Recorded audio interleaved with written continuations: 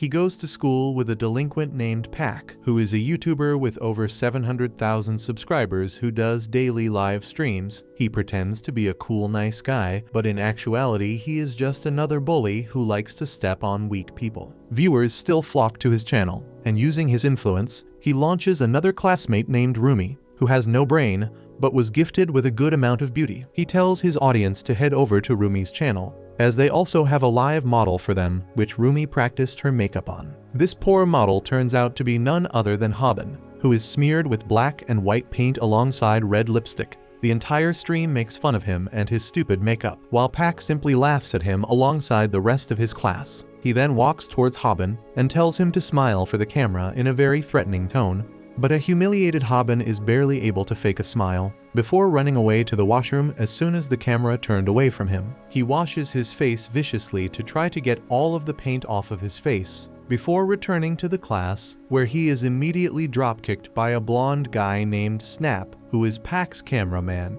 Snap doesn't have any bravado like Pack, or beauty like Rumi, but he is a strategist and uses his mind to piggyback on Pack's success. He proceeds to kick Hobin relentlessly while he is on the ground, accusing him for not smiling in front of the camera as instructed.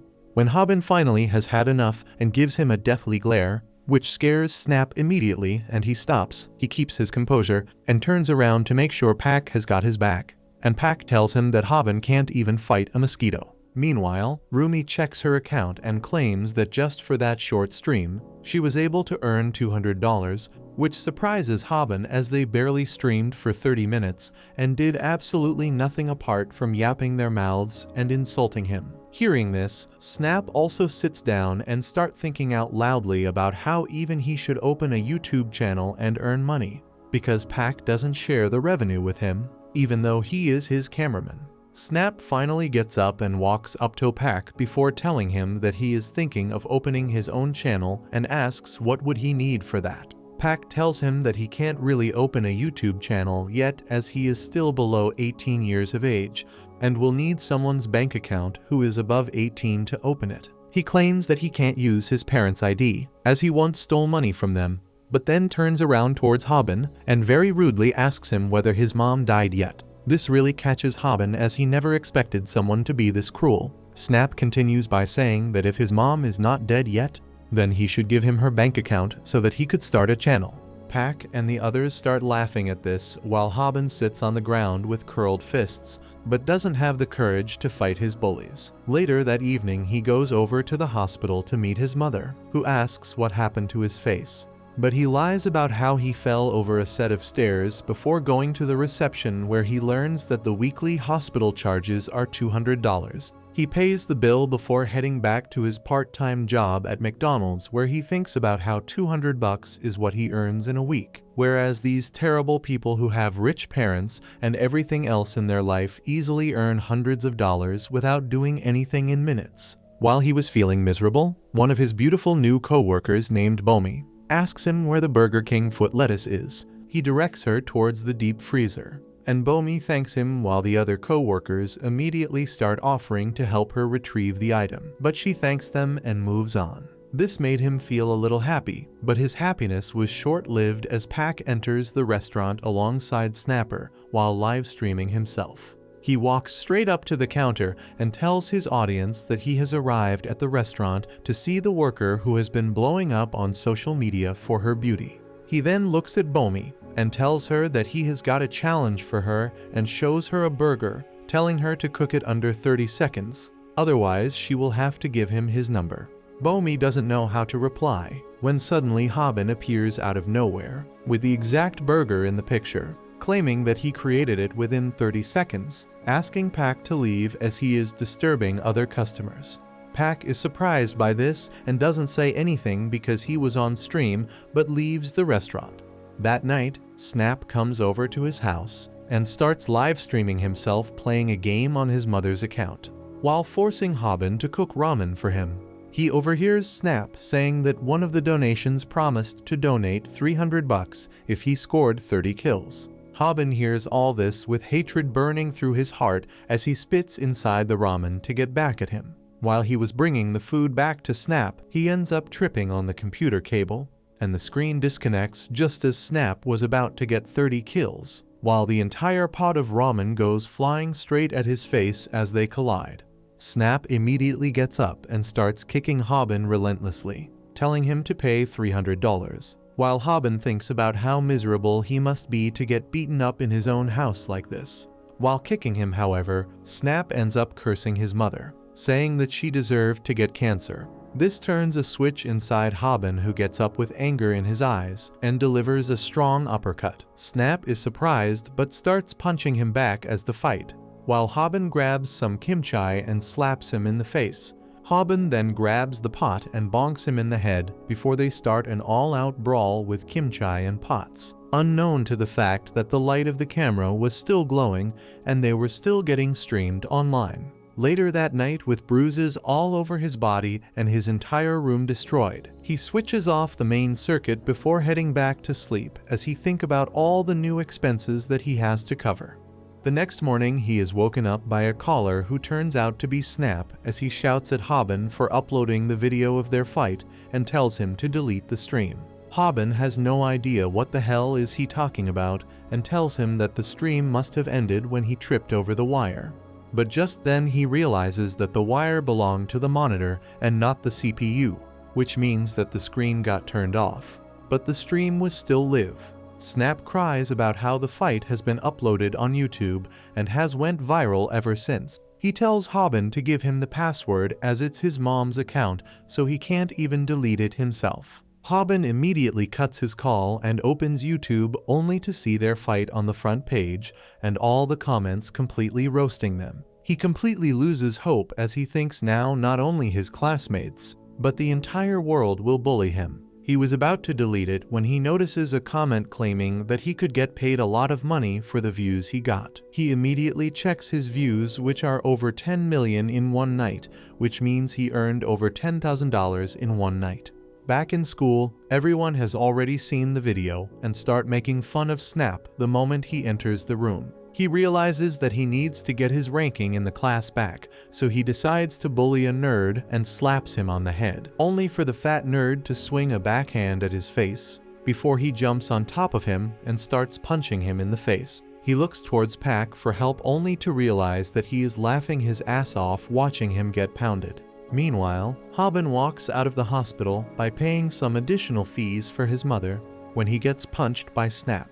He grabs his collar and starts asking for half his money, but Hobin breaks his eggs in half and tells him to piss off as he won't pay anything. They start fighting in the middle of the street, and by the end of the evening they both sit on a park bench where Hobin tells Snap that he isn't going to pay him a penny. But Snap reveals that he recorded their fight from a hidden camera and will upload it online, while lying that this was all scripted just like the viral fight video, destroying Hobin's online reputation. He then proposes to Hobin that they should become a team and work together, as he has already been recording, editing, and uploading Pac's videos till now, which is why he became so successful in the first place.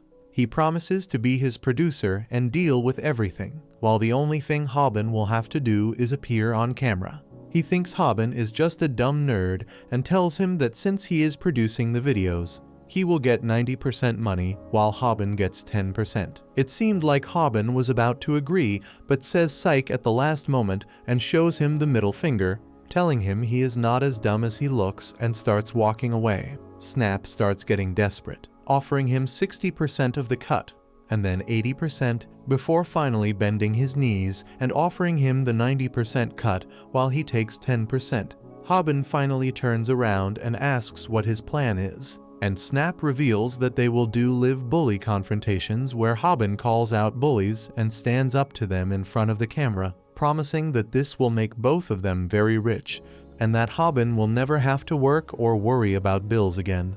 The next morning when he goes back to school, he is surprised to see that Pac includes both him and Snap into his stream, as the viewers really wanted to see the guys from the viral stream. Pac starts acting as if he is friends with them and starts using them to gain more viewers and subscribers before telling both of them to act normal and to greet the stream. Snap tells Hobin that he should do something as this punk is capitalizing on their viral video, but Hobin tells him that this isn't the right time and that they should wait. Soon enough, Pac was about to end his stream and tells the viewers that the giveaway winners will be announced soon, and the first prize is a full PC setup worth $2,000. Just at that, Hobin screams from behind and shouts that Pack is full of shit and is lying straight to the viewers' faces, as it is all a scam. He shouts about how Pack pretends to be a good guy in front of the camera, but actually he is just a bully who enjoys tormenting people smaller and weaker than him. Hobin doesn't stop here and takes his shirt out to show a bunch of bruises as a proof that Pack has bullied him almost every day of school and has hurt him for no reason,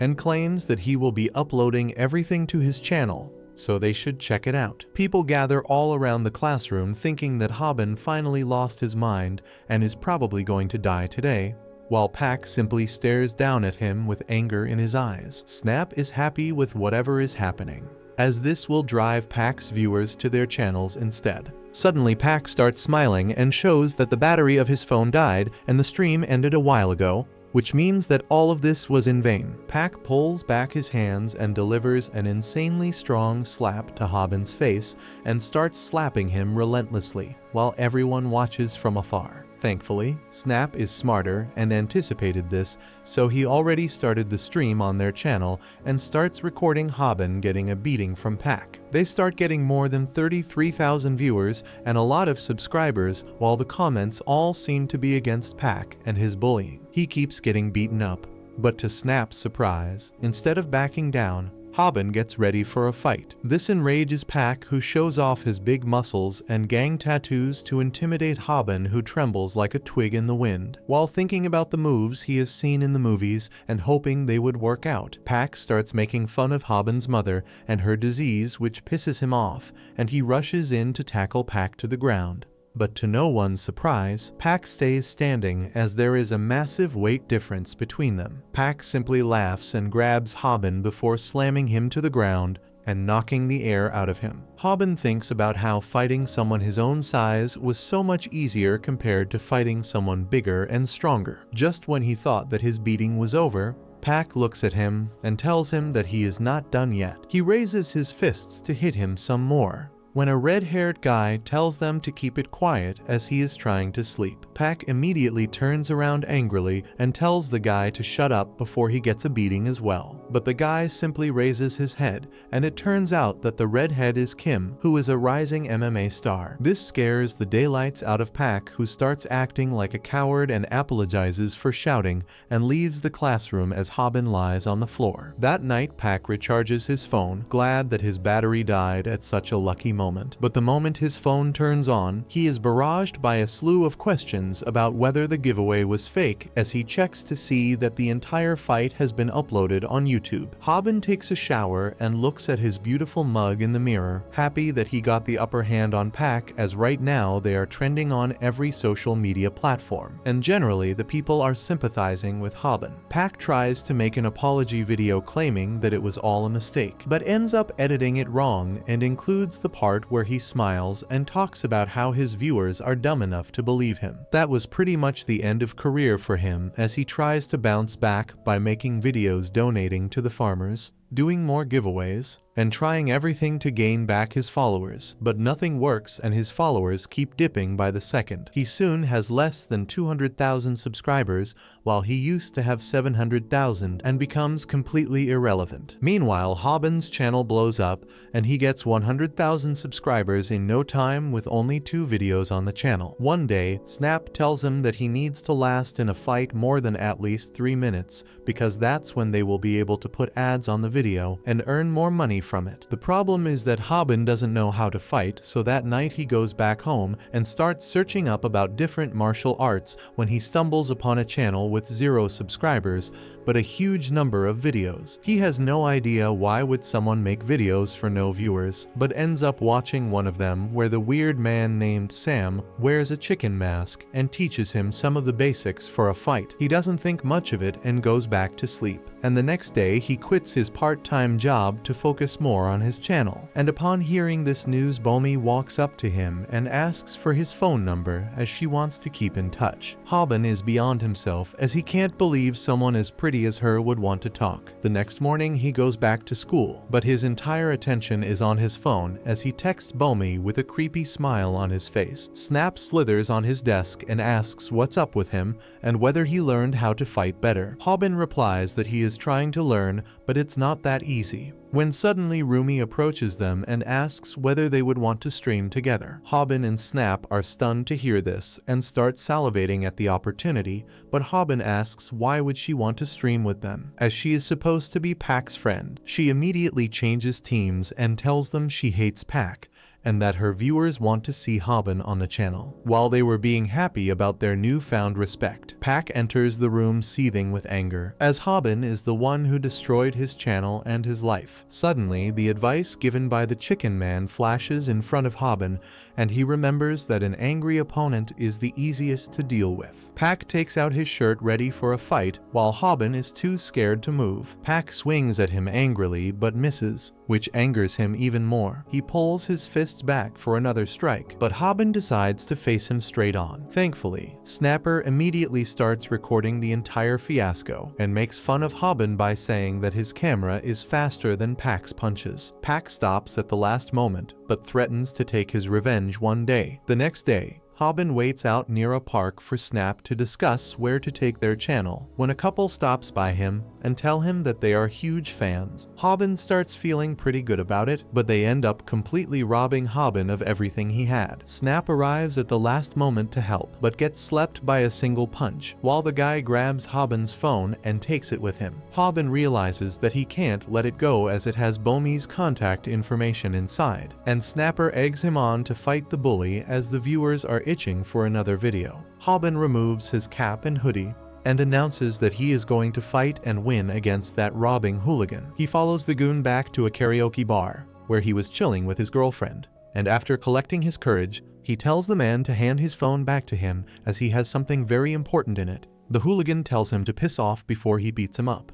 But Snap is recording everything, and even Hobin knows that this is way too good of an opportunity to let go of. Hobin starts remembering the cockman and how he said that they should first figure out the dominant arm of their opponent. Hobin realizes that the hooligan must be right-handed because he is holding the mic in that hand. If your opponent is right-handed, switch over to their left side, making it hard for them to reach you with a punch. The hooligan stands up as he looks at Hobin, who seems ready to square up. He tells Hobin that he might not even be able to walk back once he is done with him, so it would be better for him to run away. But Hobin calmly remembers the wise words of the Chicken Man, who told him to stand in such a way where there is an obstacle on the left side, forcing them to use only their right hand, which would be easier to intercept. The hooligan jumps up for an attack as Hobin remembers that normal people move their shoulders a lot while punching, which gives him enough time to react, and he shoves his head right into the punch, blocking it literally with his face. This shocks everyone as even after being hit full force, Hobin barely seems to be affected by this. This is because the punch is at its strongest when it is extended to its full potential, but if you end up moving your head into the punch, you prevent it from generating as much power. In this way, he can get hit in the face without really getting hit or feeling pain. Snap can't believe it as he thinks Hobin is not even defending and simply taking the beating, while the chat wonders whether Hobin's brain matter exploded. Hobin, however, has a strategy as he remembers the cockman telling him to basically keep his chin down and headbutt the fist. The hooligan gets pissed at his own incompetence and throws another wide punch. But Hobin is too late to react with a headbutt. But to his surprise, he barely moves out of the way and the punch misses. This reminds me of the Chicken Man claiming that it's not possible for a normal human being to react perfectly to every punch. But it's also not possible for a normal human to hit every single punch if the target is moving around a lot. This technique is known as weaving, which is oftentimes used in boxing to dodge punches randomly, and making it harder for the opponent to hit a clean shot. The hooligan gets even more mad and gives way to his emotions, punching wildly at every moment possible, while Hobin simply bobs and weaves to evade most of the punches, making the goon look like a total failure. Even the chat doesn't know what the hell is going on, and whether all of this is scripted. The hooligan finally manages to make contact, but again Hobin blocks the punch with his goddamn face, shocking the hooligan. As he asks for his phone back one more time, he screams at the goon that he needs to text Bulmy. But the goon doesn't know what the hell is he talking about, and the fight resumes. He starts blocking the fists with his forehead once again, while Snap has no idea how the hell is he getting hit so many times. Even the goon is confused as he can't understand why Hobin isn't even trying to dodge. Hobin, on the other hand, feels extremely stupid for not watching the rest of the vids, because the only video he watched only talked about defense and how to block punches, which means that he has no idea what to do after that. He stands there crying about not knowing what to do, while Snap realizes that this is bad for the viewership. The pack fight was swift and conclusive with explosive action, whereas this fight is being dragged out for too long, while nothing is happening except from the goon throwing punches, and Hobin getting hit in the face. He realizes that they might lose viewers because of this constant repetition of the same moves and wonders whether he should intervene in between and stop the fight before they lose too many viewers. He was just about to switch the stream off when a familiar name erupted in the chat by the name of Kim. This is the red-head guy that studies in Hobin's class, who is on his way to become a young MMA sensation. He claims in the chat that all of them are stupid who think Hobin is losing his fight, as he bets that he would be the last man standing. The chat doesn't really think he is correct, but unlike those keyboard warriors, Kim knows what he is talking about and tells the chat that they need to pay closer attention to the goon's fists. According to him, the goon didn't realize the amount of damage he was doing to his own knuckles, all this while because of the adrenaline pumping through him. But the moment the adrenaline dies out, he will start feeling an insane level of pain. Just on cue, the hooligan realizes that his fists have swollen up and a sharp pain enters his entire body as her starts rolling around on the floor, while Hobin watches in disbelief. After the fight, they get outside, where Snap realizes that Hobin's hospital bills might end up taking all of the money that they earned from this stream. But he thinks of it as an investment, as they earned a lot of new followers as well. Thankfully, Hobin gets his phone back and starts texting Bulmy, while Snap turns the stream off. That week alone, they got 1 million views on their channel, and even though they only had 4 videos, they racked over 25 million views on the channel in total. After a couple of days, they finally received their first payment, which was around $10,000. They were overjoyed at this, as Hobin starts thinking about how they need to stream some more. But Snap tells him that they are just being lucky as they didn't get monetized. Hobin, the illiterate animal, doesn't even know what demonetization means. So Snap explains that the green mark means that the gods of YouTube are happy and you will get paid. But if the yellow mark comes on a video, which usually happens when your content has too much violence, it will mean that your video got demonetized and that you won't earn any money from it. While they were talking, they suddenly noticed the thought from their classroomie, who was streaming and being fake cute about her life. She suddenly notices Snap and Hobin and immediately tries to get them into her stream to steal their viewers.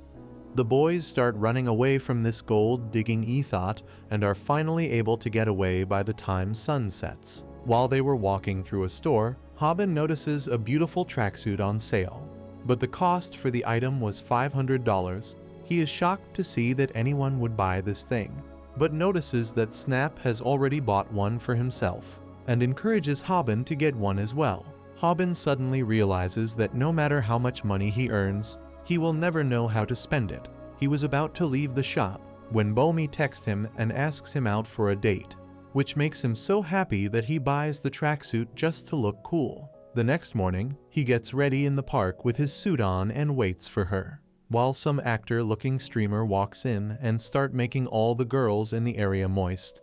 The actor suddenly notices Bulmy and tries to ask for her number, but she rejects him and walks over to Hobin. Hobin realizes that she is not for the streets, while Bulmy seems happy as they are both wearing the same suit.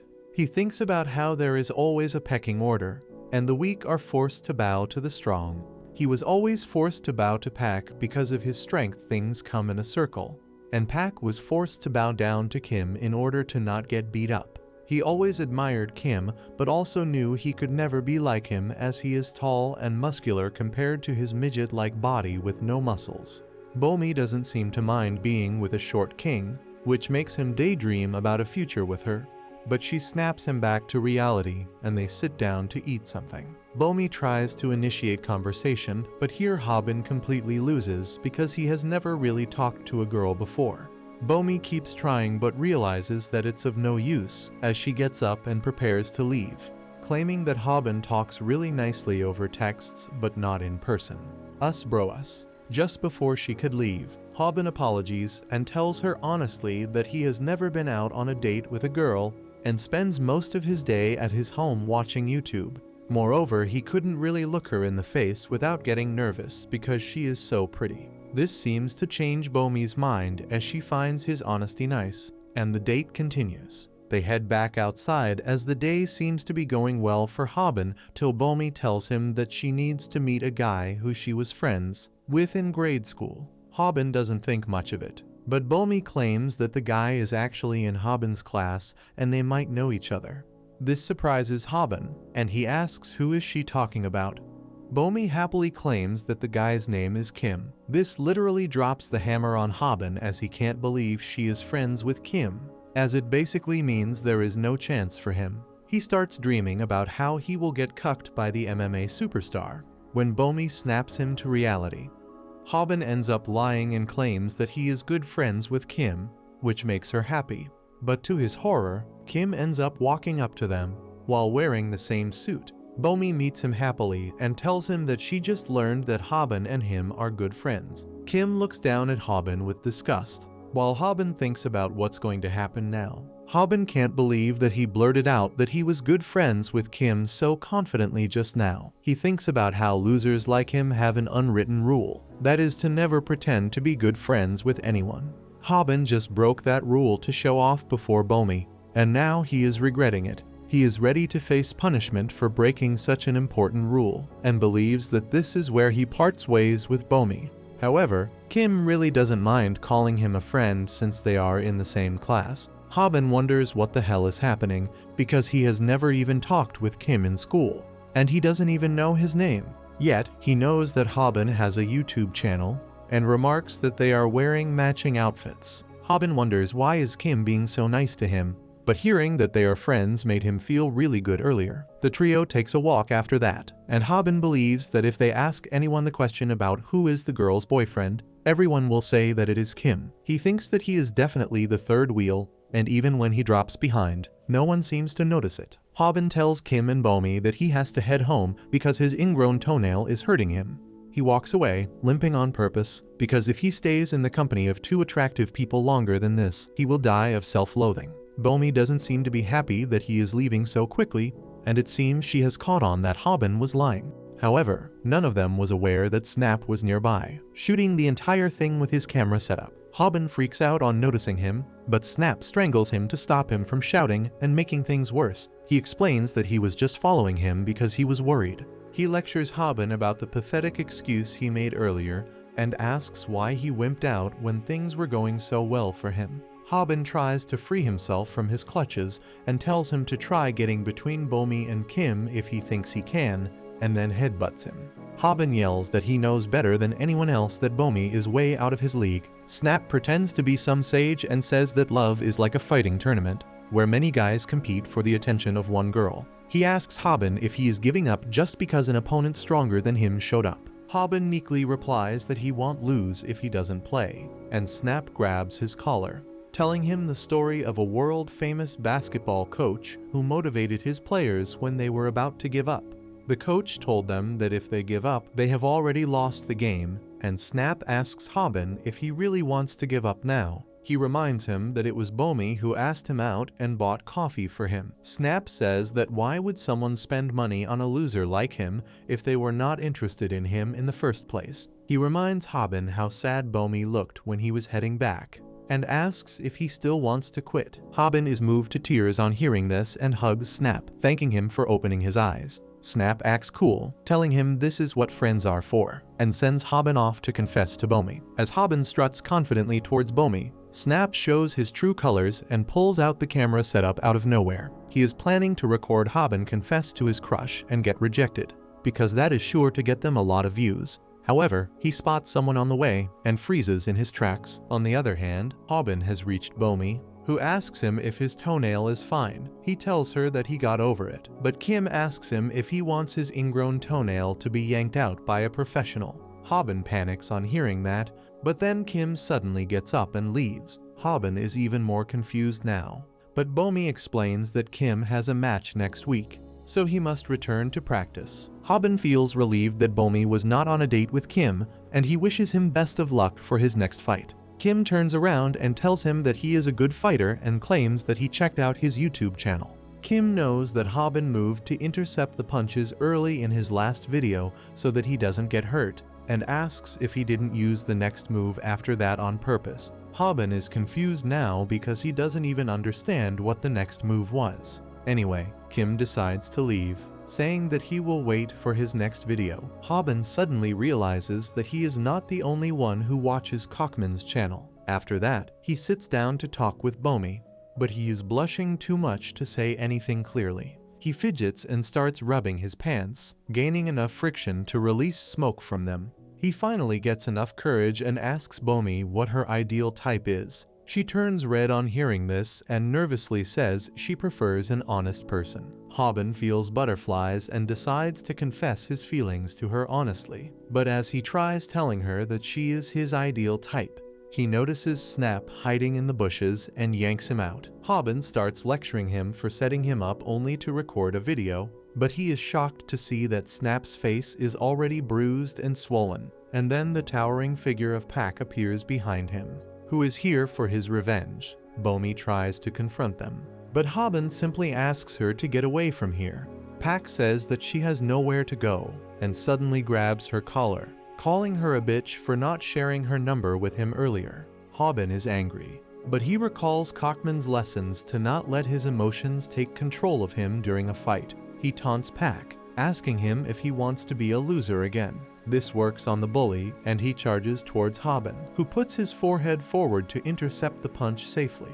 However, what hits him is a powerful uppercut from Pac, who has already seen his video and learnt his fighting style. Hobin loses his balance and curses himself for using the same technique again and again like a fool. He regrets not watching the other videos and wonders what was the next move Kim was talking about. Pac angrily watches towards him, but Hobin's mind is already going blank and he loses consciousness. In that brief moment, he recalls how he used to live a quiet life as a bullied boy, but his attitude changed once he started making money off YouTube. He was overconfident just because he learnt one technique in a fight, and showed his face to the world because that would earn him more money. However, after earning money, he became complacent and began focusing on studying or learning to fight, and that has made him a loser again.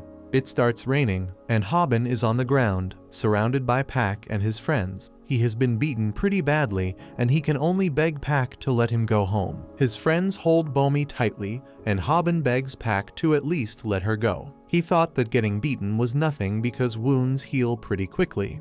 But this time, he feels that the emotional scar he got by being humiliated in front of Bomi will never get filled. Pac hits him, but Hobin is determined to make sure that Bomi reaches home safely, no matter what it takes. He gets on his knees and apologizes to Pac, who says that his apology lacks sincerity. He tells Hobin to take his pants off and apologize again, that too in front of all his viewers. Snap is being forced by Pac's friends to shoot a live stream for their channel as he gets humiliated, and he can only apologize to his friend while crying. Pac tells him to take his pants off and apologize, and then he will let him go. Then suddenly, Bomi slaps the bully, and he is pissed at her. He tells Snap to point the camera away, because even he can't punch a girl in a live stream.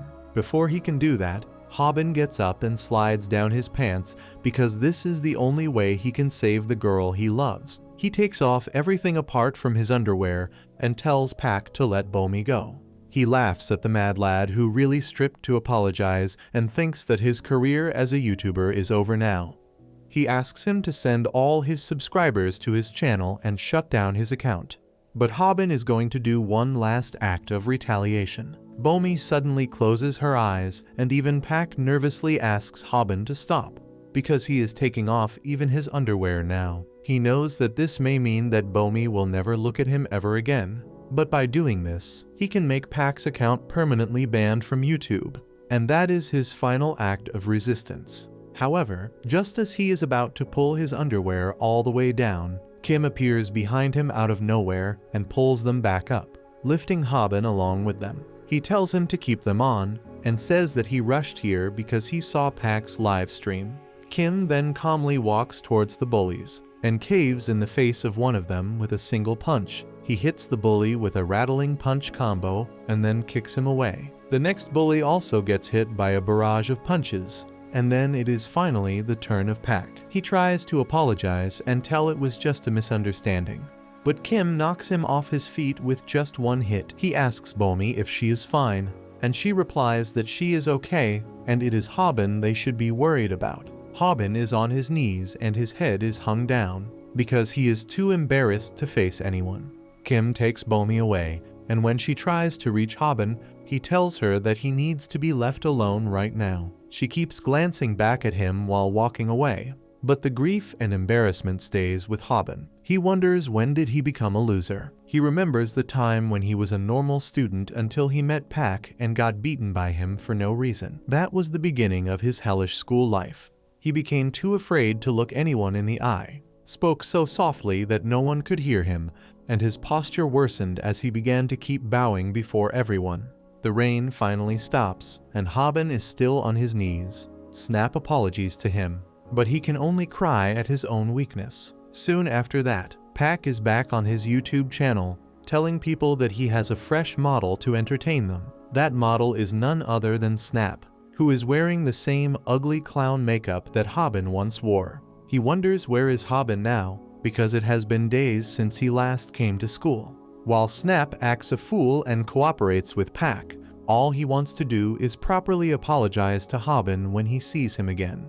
Bullies has also tried calling him again and again, but Hobin doesn't even pick up her calls. He is holing up in his house, wishing to disappear from the face of the world. However, that is not what he is doing. He is watching Cockman's YouTube channel and learning to fight. He trains till sweat starts flowing in streaks down his entire body, and watches Cockman saying that all motivational speakers and self-help books are useless. The true desire to change and become stronger comes from within a person and not outside. Hearing this, Hobin starts doing push-ups again, turning his rage into the fuel that drives him forward. He is ready to work as hard as he needs to become a strong fighter. He is ready to devote an entire month to complete all of Cockman's fighting tutorial and become an invincible warrior. Back in the school, Snap is getting bullied by Pack in his live stream, and his viewers are ready to pay him if he can get the boy to strip. Pack calls out Hobin, asking if he is going to leave his friend to endure all this bullying alone.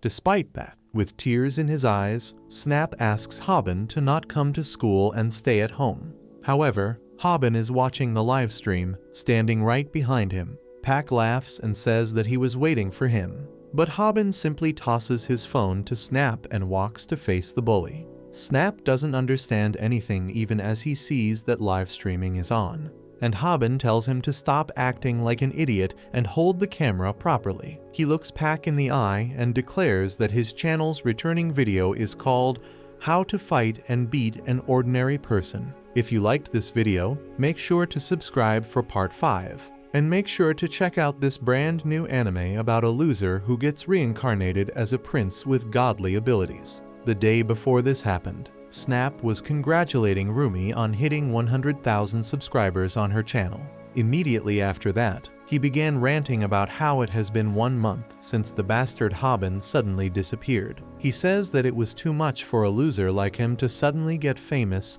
and then get humiliated in front of the world. Rumi asks Snap, wasn't he friends with Hobin, and he replies that he could never be friends with such a loser. When suddenly, Pack came there and put his hand around his shoulder. Pack asks him to repeat what he just said about Hobin, and Snap replies that he was just his business partner, and other than that, he didn't care about him at all. On hearing this, Pack suddenly hits Snap for being a traitor no matter whose side he goes to. He lectured him for sucking up to everyone like a loser and called him even more pathetic than Hobin. The rest of the class gave him scornful looks as well, and Snap knew they were right to call him a worthless loser. He cries, thinking how he is not good at anything, and sucking up to the powerful ones is the only way he can survive without any friends. In the meantime, Pack starts his live stream, and he has completely adopted his gangsta image now, which has made his channel grow even stronger than it was before his downfall. On the other hand, Hobin and Snap's channel Viral Hit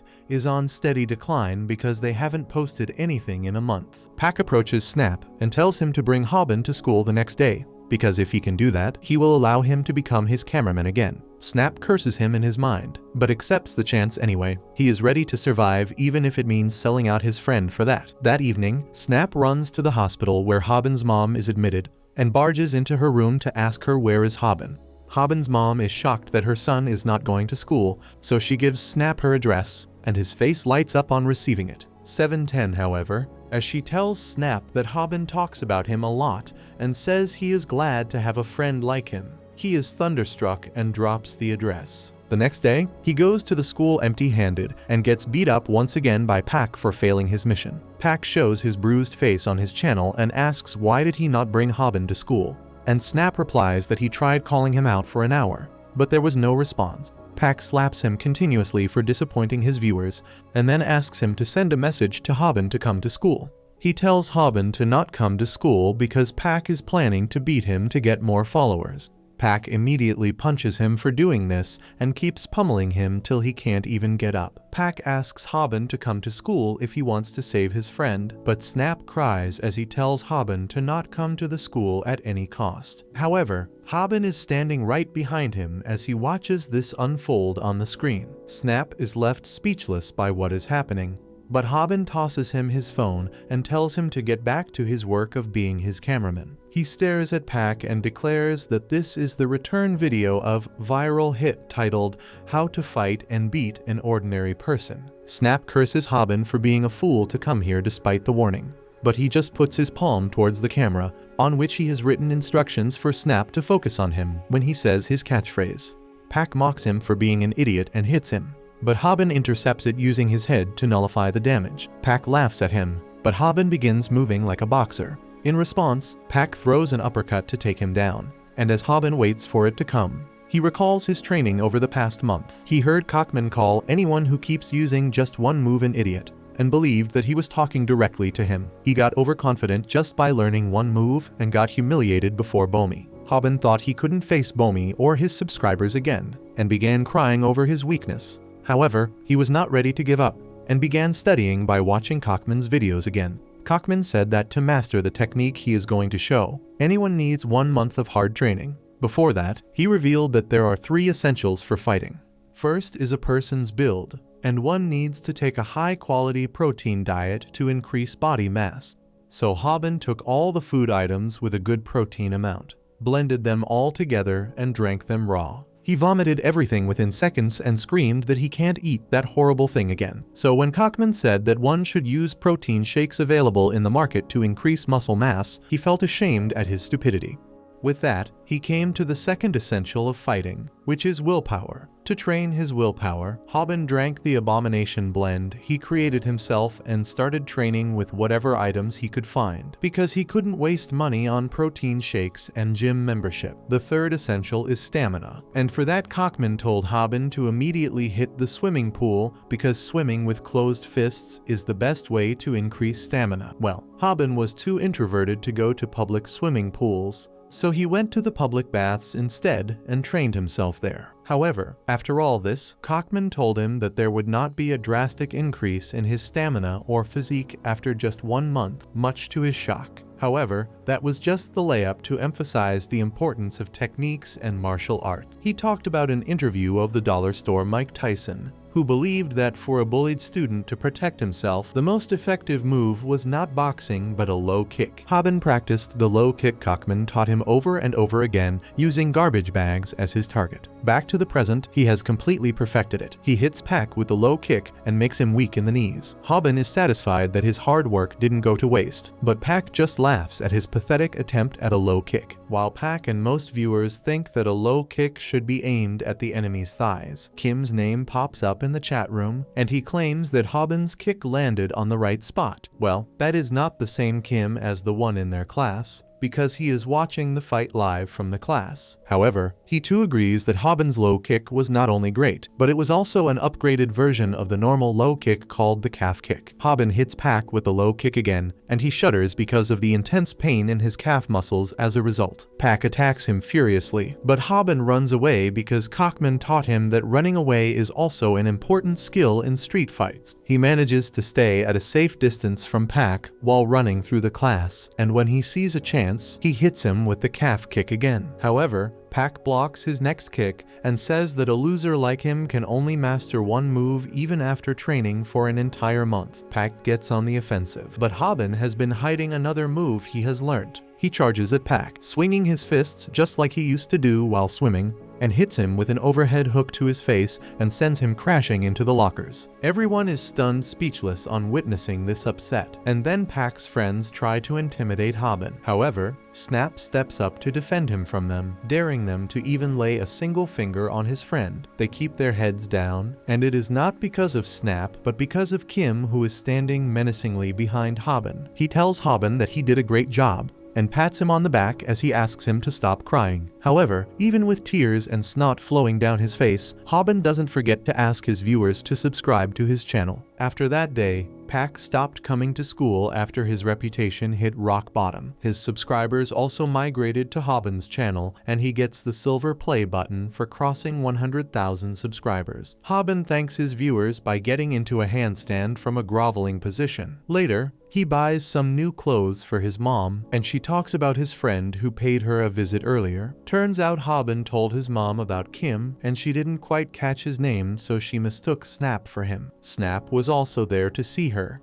and as he hears that Hobin didn't tell his mom about him, but another person, he gets furious. He throws a tantrum and tries punching Hobin just as he comes out of the room, but he just blocks him while smiling, because he considers Snap his good friend now. At night, Snap stays over at Hobin's home and says that they should hire an editor to make their channel grow even more. Hobin tells Snap that he has been doing well till now, but he replies that he is just an amateur, and they need a real pro. He explains that no matter how exciting their core content is, it may get repetitive and boring for the audience over time. That is why they need an editor who can keep things exciting. Hobin understands the concept and then asks if they should post a job listing for that. Snap calls him a boomer for thinking in such an old-fashioned way, and then pulls up the phone to say that the new way to do things is through this. It turns out that he was recording their conversation the entire time, and Hobin freaks out on realizing it. He greets the audience, and then Snap announces that they are looking for an editor for their channel. He asks volunteers from among their viewers, and Hobin seconds him, right before saying that he is not expecting much to begin with. This pisses off the viewers, but the comments they leave about their qualifications make Hobin realize that there are bigger losers than him out there. Hobin asks if anyone has experience in editing videos, but everyone denies it. Suddenly, the fake Kim, who always gives the expert analysis of their fights, comments that he has some experience in editing. The other viewers doubt him, and so does Snap, but Hobin suggests that they can at least meet him once to confirm his skill. Snap has no choice but to agree, and he asks the fake Kim to send them his contact details. The next day in class, Hobin gets a call from the fake Kim, but the caller wallpaper is something that middle-aged moms on Facebook would use. Snap wants to block him, but despite the rambling of the fake Kim, who talks like a baby boomer, Hobin still wants to meet him.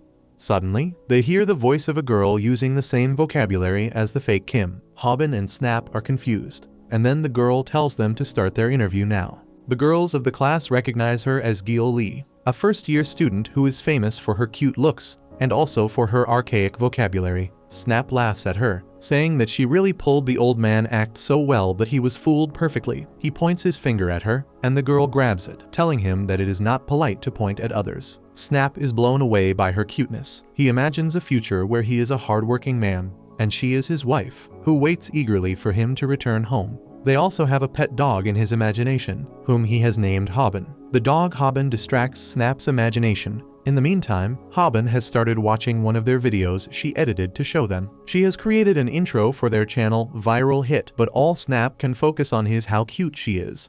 He immediately declares that she has been accepted as their editor. But Hobin tells him to not decide anything on his own. He notices that Gil has highlighted funny comments, because she believes that they are one of the best parts about the video. Hobin is impressed, but he feels like she misses an X factor, so he is still doubtful. But then Gil shows him the editing she did on the part where he was about to take off his underwear. Hobin is so embarrassed as she describes his barely visible privates in detail that he immediately hires her.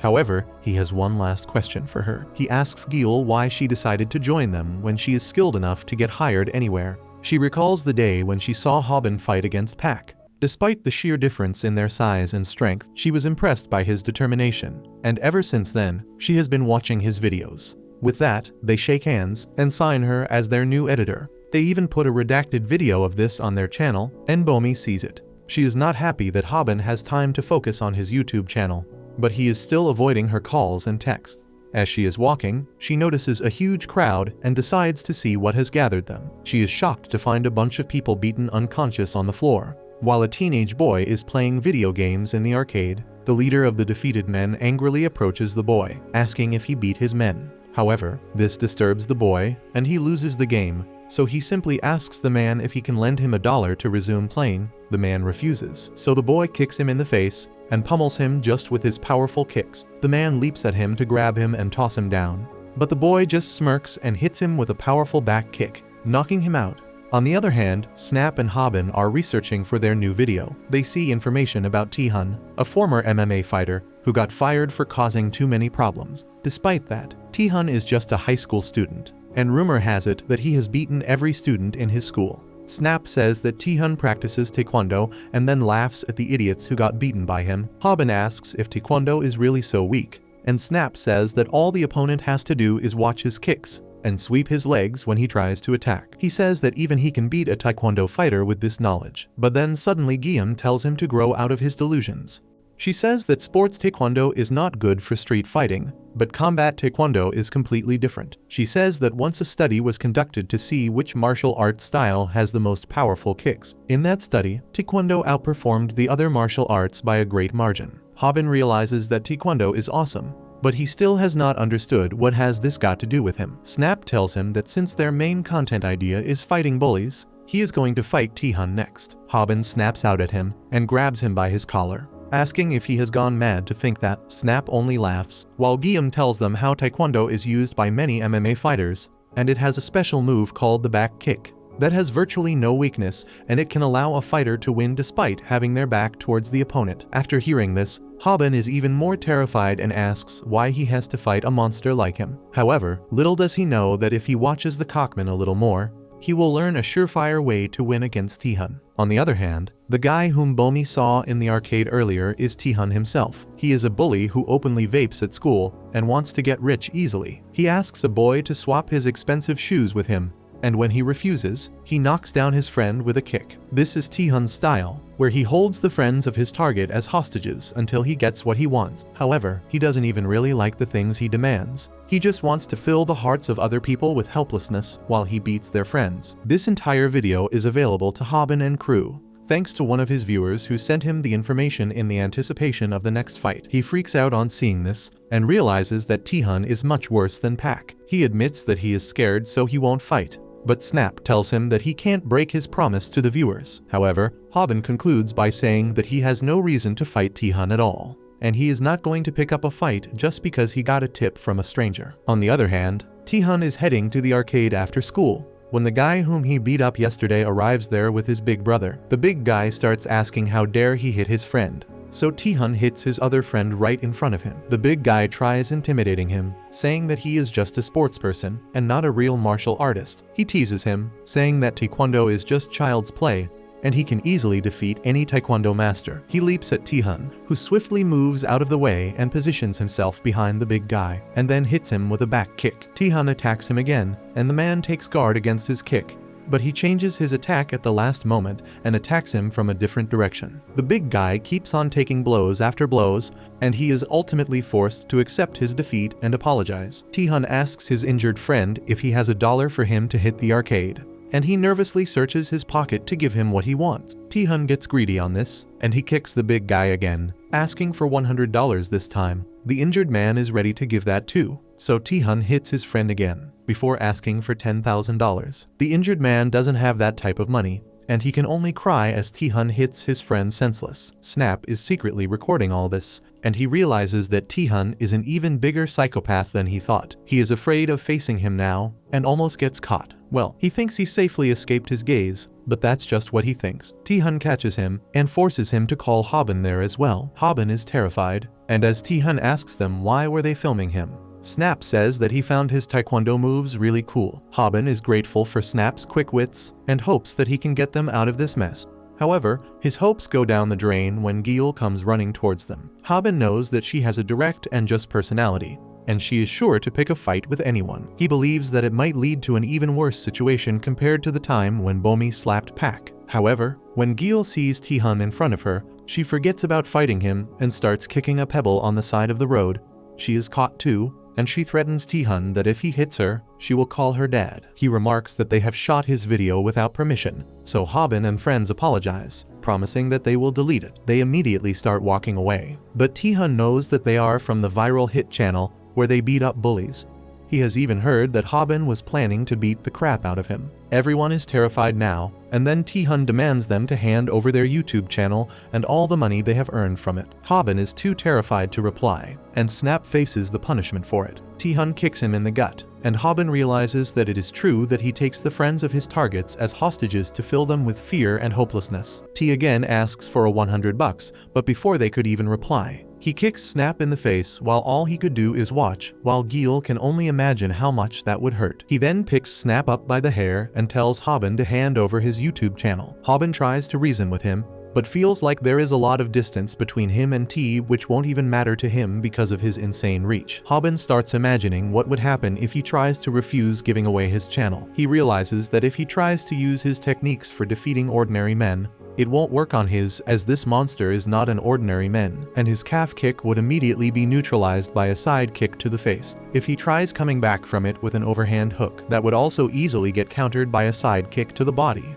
as this man knows how to keep fighters at bay away from him. That's when he snaps back to reality as T corners him and asks for his YouTube account once again. Hobin realizes that he doesn't really want anything, but only wants to see people suffer and cry, so instead of trying to resist, he happily agrees to hand it over. This takes even T by surprise as Snap and Gil look at him with shocked eyes. T asks what the hell is he talking about, but Hobin simply smiles and repeats that he can have his channel if he wants. Hobin knows that T can't really make a person feel shame and despair if the person in question is totally shameless with no self-respect. His plan works as T simply slaps him in the face and moves on as he lost interest in the situation. Hobin ends up taking Snap to the hospital, as even though he only took a back kick to his chest, that was enough to break one of his ribs, forcing him to be hospitalized. Hobin sits there peeling an apple for him like a 19s housewife, while Snap looks in the distance and asks Hobin why was he willing to give away the channel. Hobin replies that it was a better option than getting their shit rocked completely, so he took that.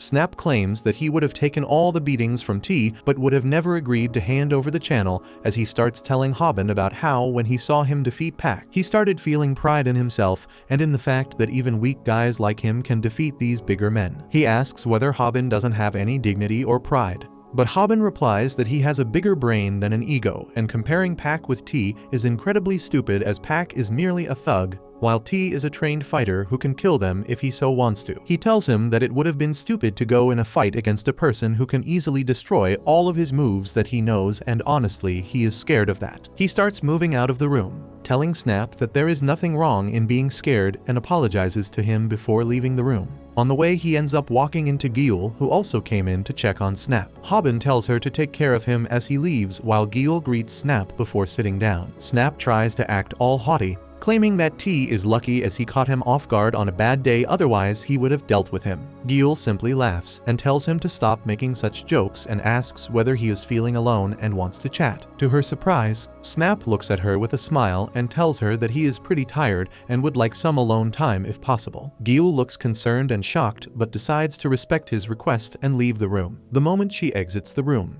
tears start streaming down his face as he thinks about how pathetic he is. He wanted to show how cool he is in front of Gil, but instead she ended up watching him get his ass handed to him in one of the most disrespectful fashion. Meanwhile, Hobin listens to his cries from outside the room as he remembers how he felt when he got attacked while he was out with Bomi, and how Pac disrespected him in front of her. He gets inspiration from it, and the next day he visits the arcade where T usually spends most of his time. The guys sitting there lose once again to him as they get annoyed because he is just better than them, but keep their voices low so as to not let him hear. Suddenly Hobin walks up to them and asks whether he could take the machine. They move away while Hobin sits down to have a match with him, and to everyone's surprise, Hobin shows him the power of gamers and nerds as he defeats T in his very first try. Not only that, but while T's tiny ego was trying to contemplate how he can lose, Hobin tries to get him worked up by claiming that Taekwondo is a sport for girls and babies. T walks over to him with a very dangerous aura emanating from him and asks whether he is intentionally trying to mess with him. Hobin immediately tells him that he is willing to give him his channel, which T tries to take this time. But Hobin pulls his phone away and puts a condition, claiming that he will give away his channel and his friends if T manages to beat him in a fight. Hobin is absolutely terrified of this monster right now, but maintains his cool facade. While his trick works and T gets super pissed and grabs his shoulder, pushing him back and asking what would he do if he simply takes it away right here right now. Hobin simply snaps back by saying that everyone will know that T is nothing but a coward who can't have a fair fight. He tells him to give him 1 month to prepare and then defeat him if he has the guts to do that.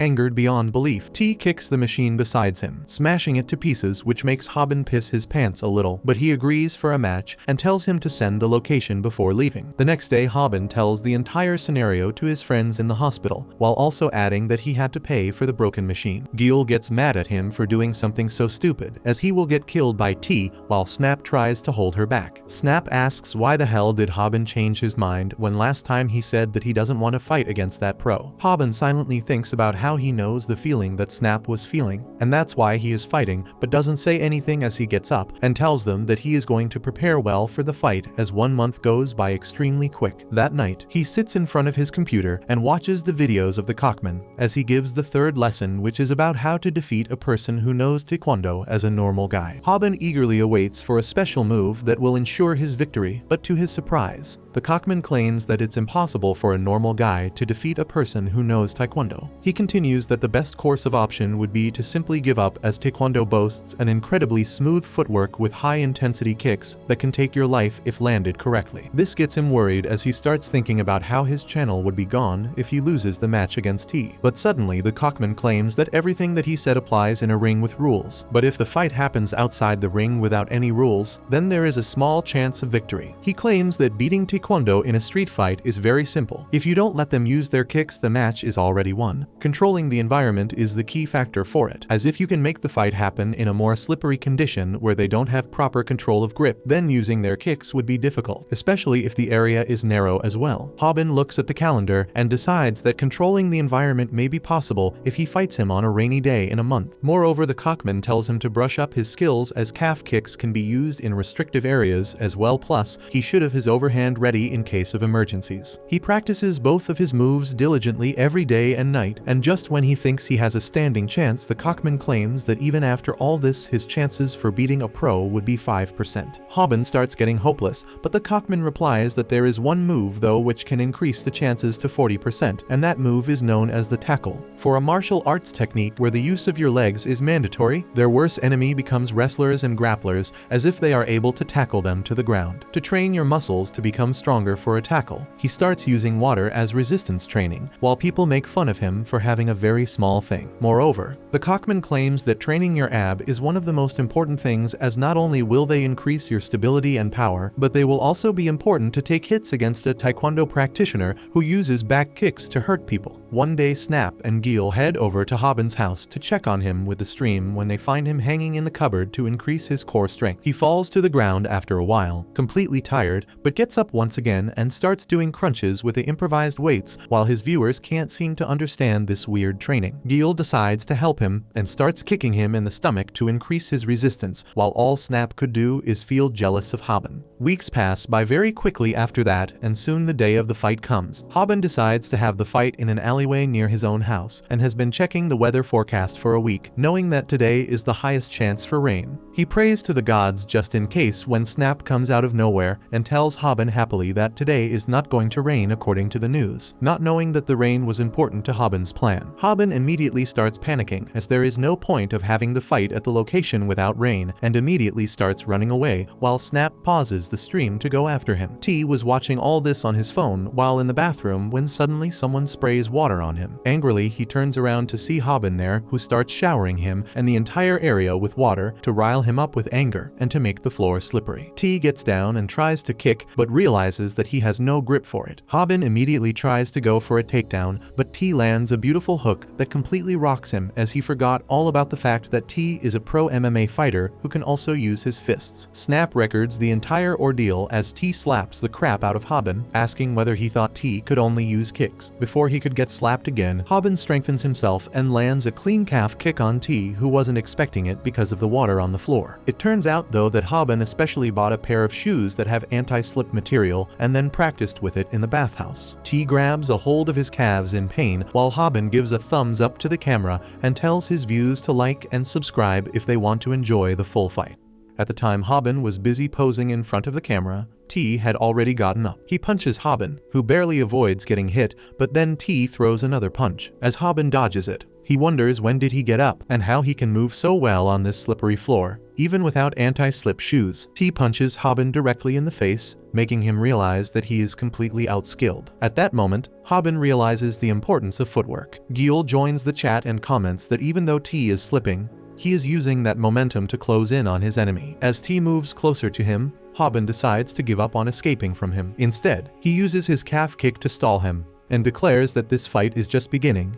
But the truth is that taking some heavy hits has quickly drained his stamina. Hobin then lands another calf kick on T, but this time he counterattacks and hits him with a punch. Snap is worried about the direction the fight is heading in. For starters, he wants Hobin to stop yelling the name of his move before attacking, and then he wants him to try something other than the calf kicks. Snap suddenly realizes that Hobin might actually have a plan. He might just be trying to get his opponent used to him shouting the name of the move before attacking. This way, he can trick him with a surprise overhead punch instead. That is exactly what Hobin was planning. He moves towards T, yelling calf kick, but instead tackles him out of nowhere. Even T is taken aback by that. But Hobin doesn't seem to have enough power to bring him down. In that moment, he remembers the words of Cockman, who told him how to target the opponent's vital points with a tackle. The easiest point to target is the back of the knee, pulling which can help you cast down even a much heavier enemy. Hobin does just that, and throws T to the floor. Both of them are surprised by the success of the move, and Snap feels that something bad is soon going to happen, because T won't go down so easily. Nevertheless, Hobin is on top now, and Snap as well as the viewers are excited because they believe that he can just punch his enemy senseless. However, Cockman had forbidden him from throwing careless punches at a pro.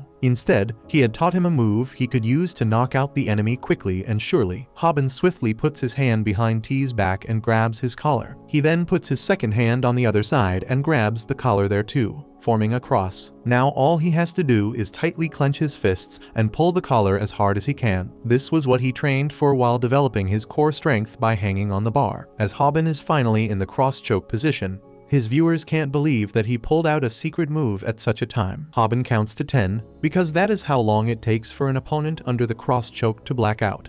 But surprisingly, T is just fine. He tells Hobin that his legs are not on top of him, and that is his first mistake. Hobin can't understand why the cross choke didn't work, and then T asks him if this is his first real fight. This is where the first rule of fighting, that is, to never get worked up, backfires on Hobin, because he panicked when his cross choke didn't work. He gave T the chance to punch him. Hobin begins to curse himself, thinking that he is a fool who couldn't achieve anything even after all that training. He is flung towards a urinal while realizing that he lost track of the basics because he was so occupied with executing a special attack. T is back on his feet now, and he tells Hobin that he deserves some credit for the tackle and cross-choke move he just pulled. Snap thinks that they were too close to victory, and so do the viewers. But Gil says that earlier T let Hobin tackle him down on purpose. T reveals the reason for that too, as he shows Hobin one of his anti-slip shoes that he just took away. Hobin panics, realizing that he has not done any damage to the enemy and has already lost his biggest advantage.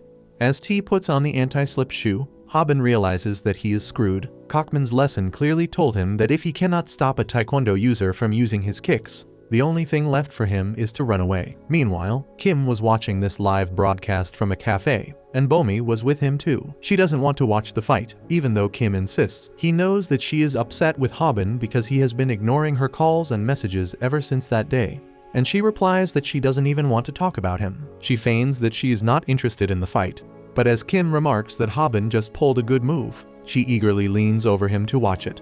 She asks him if Hobin wins with that, but seeing the shabby attempt at a chokehold, Kim denies that. He turns off the phone, and Bomi pesters him to turn it on quickly. Kim tells her that it is better if she doesn't watch what is going to happen next. Back at the fight scene, Hobin seems to have entered depression because of his failure. Snap yells at him to come back to his senses, and even the viewers comment that it is no time to cry. Hobin accepts that he never had a chance against T from the very beginning. He keeps his head down as he apologizes to the viewers, who refuse to accept his apology and cheer him on. However, as Snap yells at him, asking if he doesn't want to make money, Hobin quickly returns to his senses. He gets up to fight again, and he thanks all the viewers for motivating him. He recalls what Cockman said about taekwondo fighters needing both their legs to unleash their full power. Also, T's dominant kicking leg is his right leg, in which he is wearing an anti-slip shoe. Hobin believes that T will use it as a support and kick only using his left leg, so he still has a chance. Suddenly, he sees T's foot right in front of his face, while he seems too far away. The very next moment, Hobin gets kicked in the chest and begins gasping for air as his mind goes blank. His vision gets hazy, and he can't even think what to do next. He decides to attack T, almost out of habit,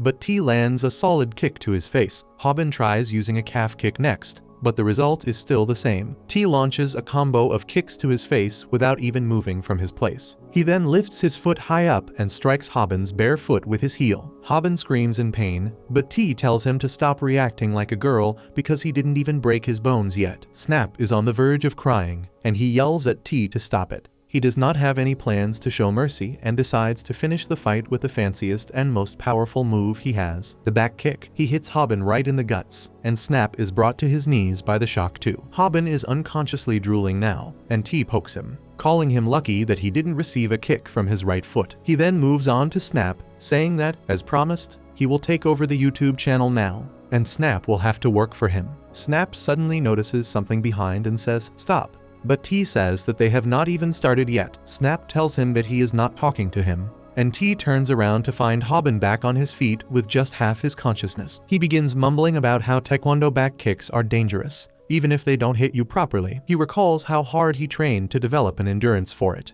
and then gets in fighting position again, repeating the name of the title of his video, How to Fight a Taekwondo Fighter as a Regular Person. Hobin stands in a toilet with walls on 3 sides and tells his viewers to stay tuned. The viewers are going crazy because Hobin really got up after all that damage, even though no one believes that he can win this fight. Even Snap tells him to give up now because money is not worth this. But Hobin is not fighting for money. He is fighting for Snap's honor and their friendship. T mocks him for thinking that being in a toilet with 3 sides closed will allow him to win. Hobin is shivering as he says that it will, and T decides to prove him wrong. He launches another powerful back kick at him, but then, to everyone's surprise, Hobin hangs on the door frame of the toilet and dodges the kick. He then jumps on T, tackling him down while he still tries to process the sudden changes. T falls to the ground, and this time, Hobin is placed firmly on top of him. He puts his hands around his neck once again, and this time, he pulls him like he pulled the garbage bag using the cord. This flawless baseball choke amazes even Kim, who returned to watching the livestream because of Bomi's insistence. The chokehold succeeds in knocking out T, who made a bet with Hobin because he thought of him as a mere insect. T looked at his puny body and thought of him as nothing but a toy to play rough with. Now, that same toy is filling him with shame as he strangles him in front of the entire world. This defeat reminds T of the first time he lost in the professional circuit. His opponent at that time used the same technique, and he was forced to tap out. T taps out to Hobin too, signaling that he has accepted his disgraceful defeat. Snap rejoices at seeing this and runs to Hobin, telling him that he has won the fight. Despite that, Hobin does not let go. He was fighting like this for the first time, and in the heat of the moment, he was so focused on finishing his move that he didn't even feel T tapping out. He keeps counting to 10 slowly, even as Snap tells him to let go before he kills T. However, Snap's voice would never reach Hobin, who is so high on adrenaline that he can't even hear his own voice. He could only recall Cockman's lesson, where he told him to count to 10 once he had the opponent in a baseball choke to ensure that he passed out, or the opponent would return to fight. Hobin finishes counting to 10 and slams the unconscious T on the wet floor. He finally understands that he has won the fight, and his comment section is a riot. On the other hand, T is having a dream of the time he lost in the ring. His ambitions were shattered by that loss, and his opponent was none other than Kim, who had enough decency to lend him a hand to get back on his feet. T wakes up thinking about that when he finds Hobin and Snap trying to drag him out of the washroom. Snap wants to leave him and run, but Hobin wants to do the right thing by carrying him to a comfortable place. T asks them what the hell they are doing, and they cling to each other in terror, trying to explain things to him. He grabs Hobin's neck for trying to show him mercy, but Hobin just gives him his watch that fell on the floor. T is frustrated now, and he simply pushes Hobin aside as he gets up and walks away. He accepts his defeat and tells Hobin that he can keep his YouTube channel. Once he is out of the washroom, Hobin and Snap can finally breathe in peace. But suddenly, Snap points out that he is sweating like crazy. Hobin begins acting strange, saying that girls don't like the smell of sweat, which is why he uses an amazing medicated body spray after workouts to get rid of the smell. The viewers are dumbfounded by the sudden and unexpected sponsor ad placement, but they can't deny that it is really funny and eye-catching. They keep cracking jokes on Hobin as he advertises the body spray. With that, the stream ends, and both Hobin and Snap scream to let out the pent-up tension. After that, it is the work of editor Gil. At night, she edits the video for their channel and worries about Hobin, who took such heavy blows. She uploads the video too, and it gets 3 million views almost instantly, and the number of subscribers also almost doubles. Hobin thanks the viewers for doing his trademark handstand and then returns to his school life. Snap talks to him about how the edits made the video much better, and because of working with a pro, the views are still pouring in. However, little do they know what tragedies this video will bring into their lives very soon.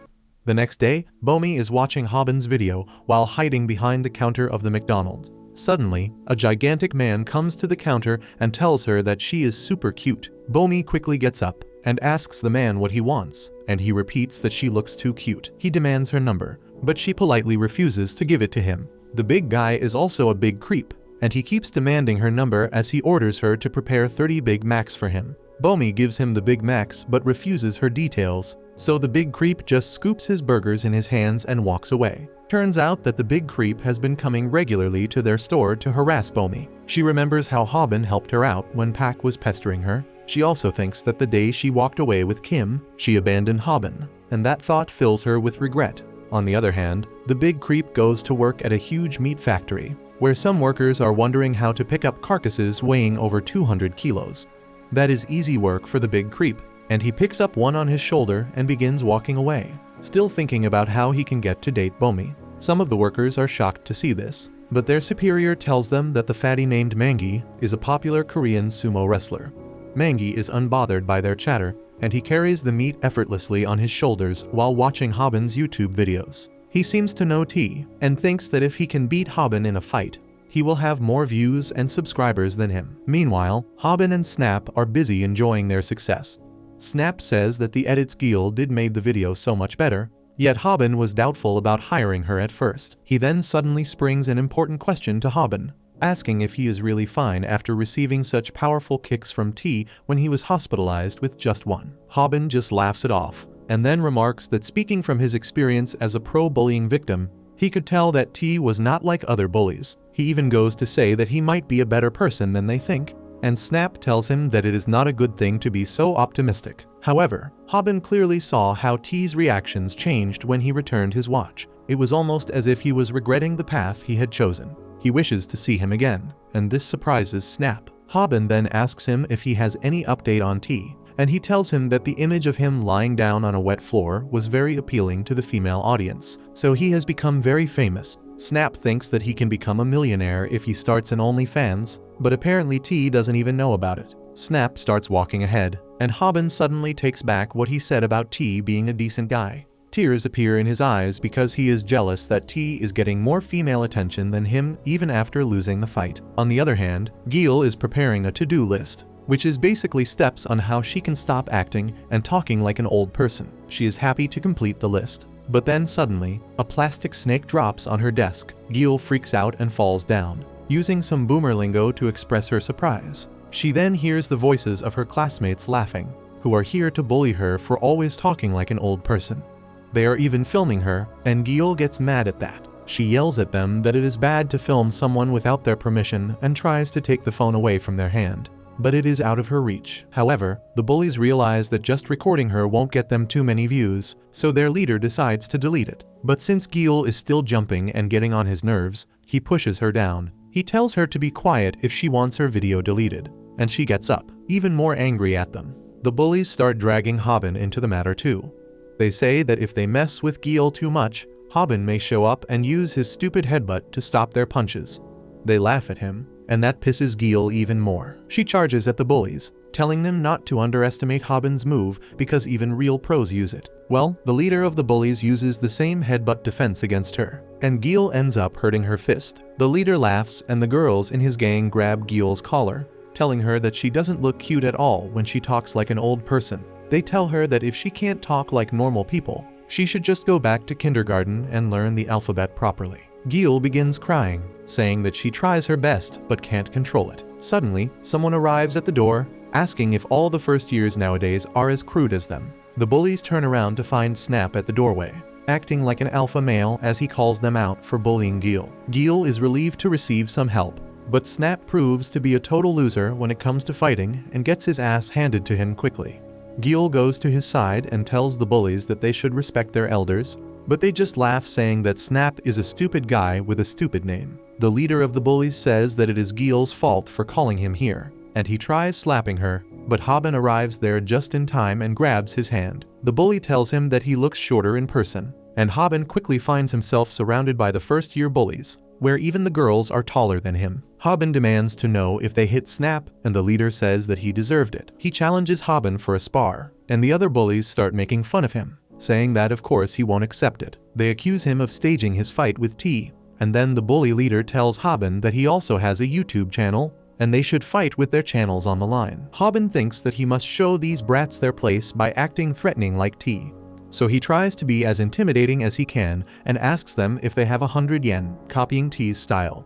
Instead of fearing him, they hand him a 100 yen coin and then start laughing at him. Hobin is dying from embarrassment, but he quickly gets into a fighting stance as he sees the bully getting ready to hit him. However, Kim appears behind him just then, and his death stare is enough to make the bully wet his pants and run away. Later, Hobin and his two friends can finally breathe a sigh of relief. They thank Kim for solving things without violence, and then Snap remarks that Gil seems to be facing many troubles in her class. He asks her what type of content the bullies put on YouTube, and she says that they just prank random people on the street. What pisses her off is that they are quite popular despite their horrible attitude. Snap thinks this is a chance to impress Gil, and he suddenly starts yelling at Hobin. He tells him that Gil was in danger because of the bullies earlier, and they must teach them a lesson. He lashes at him for just standing there silently instead of fighting, and claims that even though he lost, he still put up a fight. Hobin fights back, saying that he is also super annoyed, not because they were bullying Gil, but because they were making fun of his technique. Suddenly, Hobin leans to face Gil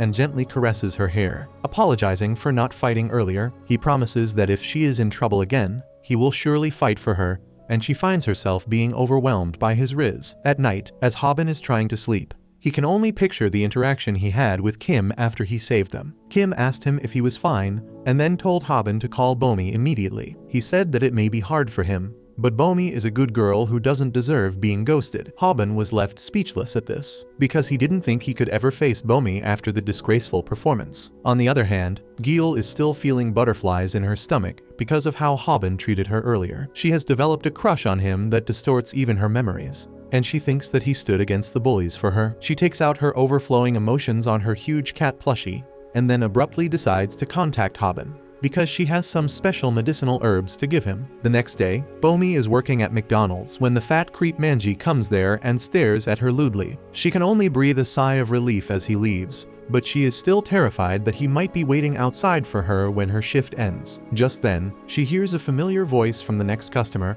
and turns around to find Hobin there. He tries to greet her, but she slams a bowl of ice and a strawberry in front of him and tells him to get going. Hobin realizes that she is really mad at him, but he knows that it is justified because he is popping up in front of her after 2 months of ghosting her. He thinks that he should run away before he angers her any further, but picks up the strawberry and ice. Bomi was keeping an eye on him, and she notices that he has written notes on his hands about how to properly talk to her and apologize. She laughs at that, but then tries covering up in front of Hobin, saying that his hands are smeared with ink. He hides his hands behind his back, but the fact that Bomi laughed at him is enough for him. He tries to get closer to her again, but Bomi suddenly remarks that he seems to have hired a female editor. She smiles at him, full of contempt and jealousy. Hobin is too dull to understand it, but he is truly terrified of her. He tries to explain things to her and tells her about Gyul, but that only makes things worse as Bomi asks Hobin if he finds the editor cute. He trembles in fear because he knows there is no right answer to that question.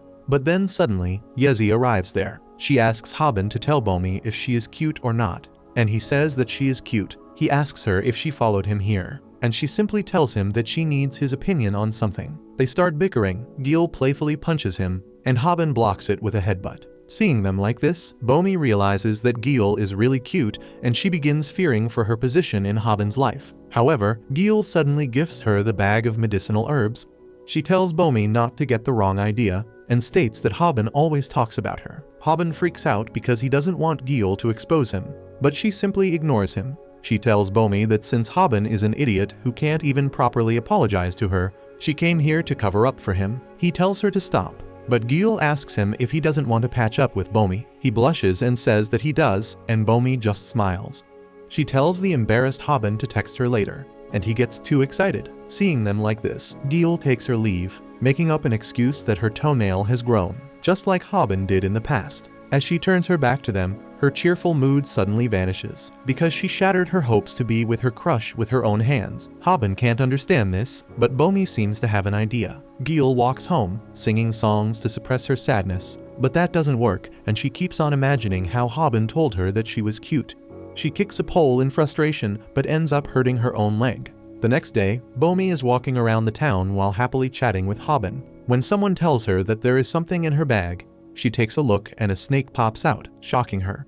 Bomi falls on the road, and the bullies from Gyul's class surround her, saying that their prank is successful. They tell her that they were shooting for their YouTube channel and apologize for startling her. Their leader asks her if they can upload her video, but she is too stunned to even process what just happened. Suddenly, a speeding car comes towards her, and Bomi can only helplessly sit on the ground as it hits her. At the same time, Hobin and his friends are watching the old videos of the bullies. They are a one-trick pony, and the only thing they do is throw fake snakes to scare people on the road for some laughs. Hobin thinks that they are decently funny, and not only that, they seem to be extremely polite with the people they prank. He is pissed that they are pretending to be good guys while the camera is on. While they bullied Gyul and beat Snap earlier, Snap remarks that they have over 700,000 subscribers, and Hobin freaks out. He says that they should also start throwing snakes on people, but Snap tells him that the fake snake prank is not the only thing they do. Hobin says that they should also do things like this, but Snap suggests that they should rather do 3 fights a week. Hobin immediately gives him a taste of baseball choke for that, while Gyul is closely monitoring the editing of the video. Just then, the shark hoodie guy pops up behind her and gives her a jump scare. The rest of the bullies are there too. One girl keeps ruffling Hobin's hair, telling him that he looks super thin and she can also defeat him in a fight. Another guy pokes Snap's forehead and he just wants to run home. They bully them some more and then call them losers who don't have even 200,000 subscribers before leaving. Hobin yells at them, swearing that he will prank them one day too. However, Snap tells him that it is not so simple. Pranking people is a risky method, because a lot of unexpected things could happen while filming. For people who do pranks without scripts, those unexpected things might turn into big accidents too. Suddenly, Hobin gets a text from Bomi and he forgets everything about Snap's explanation. He eagerly checks his phone, but is shocked to find out that she has been hospitalized. Kim is already there in the hospital room, and he asks Bomi how she injured her leg so badly. She tells him that a car nearly ran over her, but he asks her for more details. Bomi tells him about the fake snake prank, and she actually sprained her leg badly when she fell down. She was too dazed by things that she didn't pay attention to a car speeding towards her. Luckily, the driver had enough control of the car and he was able to apply brakes before hitting her. Bomi was not hurt by that, but when she turned around, she found the bullies giggling menacingly as they were recording the entire thing. She was nearly hit, but they only cared about their content, and that made her really angry. Just then, Hobin also arrives there, and he only heard the part that the bullies were laughing at her. He is furious, but Bomi tries to tell him that it was no big deal because she is not injured. However, he only apologizes to her. Bomi asks him what does he mean, and he prefers texting her his feelings rather than saying them out loud. He texts her that he is sorry that he was not the first one by her side. He then texts her to rest and get well soon, and leaves the room with that. Bomi tries to stop him, but he keeps walking out. Inside his mind, he apologizes to Bomi for not saying these things directly to her. He then sends her another text, saying that since Kim is already there, he will be leaving early today. Hobin thinks about the unspoken rule of losers. They don't act up in front of people stronger than themselves. That is why he doesn't want to act big in front of Kim. However, he has found some content for his next video, and he is surprised that it was always so close to him. The next day, he reaches school and marches ahead into the classroom of the bullies with full camera setup. He declares that he will crush them, and his chat goes crazy because they have never seen him so pissed before. Before picking up this fight, Hobin had watched another video from Cockman.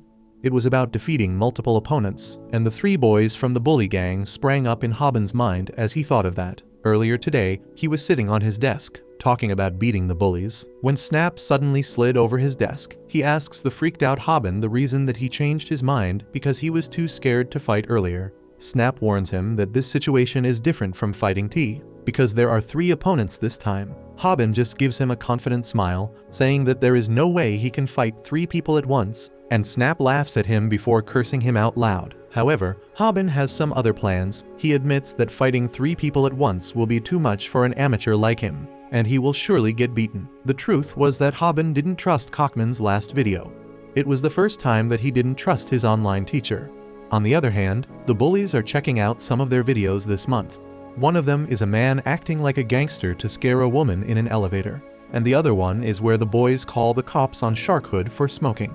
Both the videos have over 8 million views combined, and that means they earned over $20,000 already. The boys surround Shark Hoodie Guy and ask him to give them their cut already. They keep laughing and chatting all the way, and don't even pay Hobin and his friends, who are sneaking up on them, any attention. Snap asks Hobin if he heard what they were talking about earlier, and the only thing he heard was about the $20,000. He then recalls that Bomi told him that they seem to stage their content, but they don't have any proof of that.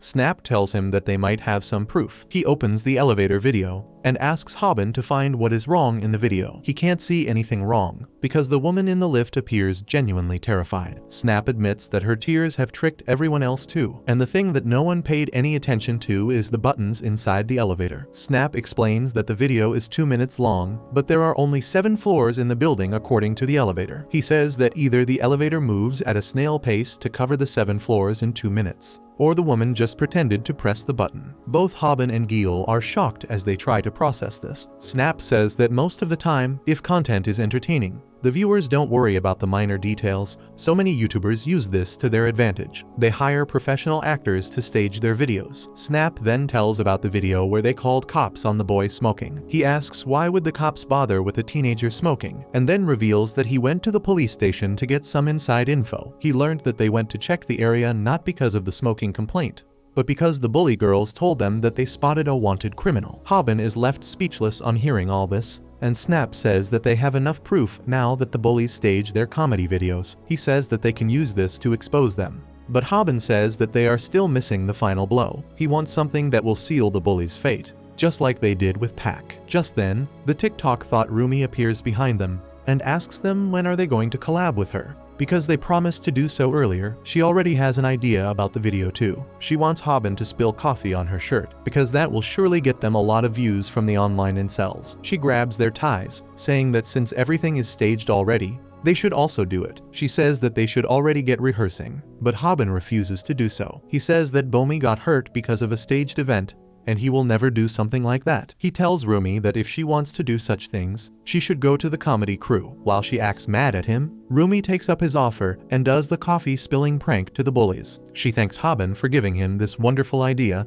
and then the bullies praise her acting skills. They say that they don't usually do staged videos, but this time, the idea was good. Rumi tells them to stop lying to a fellow YouTuber, because everyone stages their content and the viewers never get it. The leader of the bullies begins smoking as he agrees with her. He says that their viewers are a bunch of idiots who never catch the details, but at least they fill their pockets. They roast their viewers, and then Rumi suggests they shoot some more videos and asks if they have any ideas. The leader says that for his next video, he plans to expose Hobin's channel viral hit. He is sure that a worm like him couldn't defeat T in 100 years. He believes that Hobin staged the fight, but Rumi can attest that he did not. That doesn't matter to the bully, and he says that they can just edit the video to make it look like the fight was staged. He says that the viewers are hungry for drama, and they don't care about truth. He believes that just editing one video perfectly will be able to bring the channel down, and Hobin will return to being a loser. The bully leader laughs, saying that the reason celebrities are trolled so badly is because it is easy to make up things online. Rumi says that it is too extreme for her,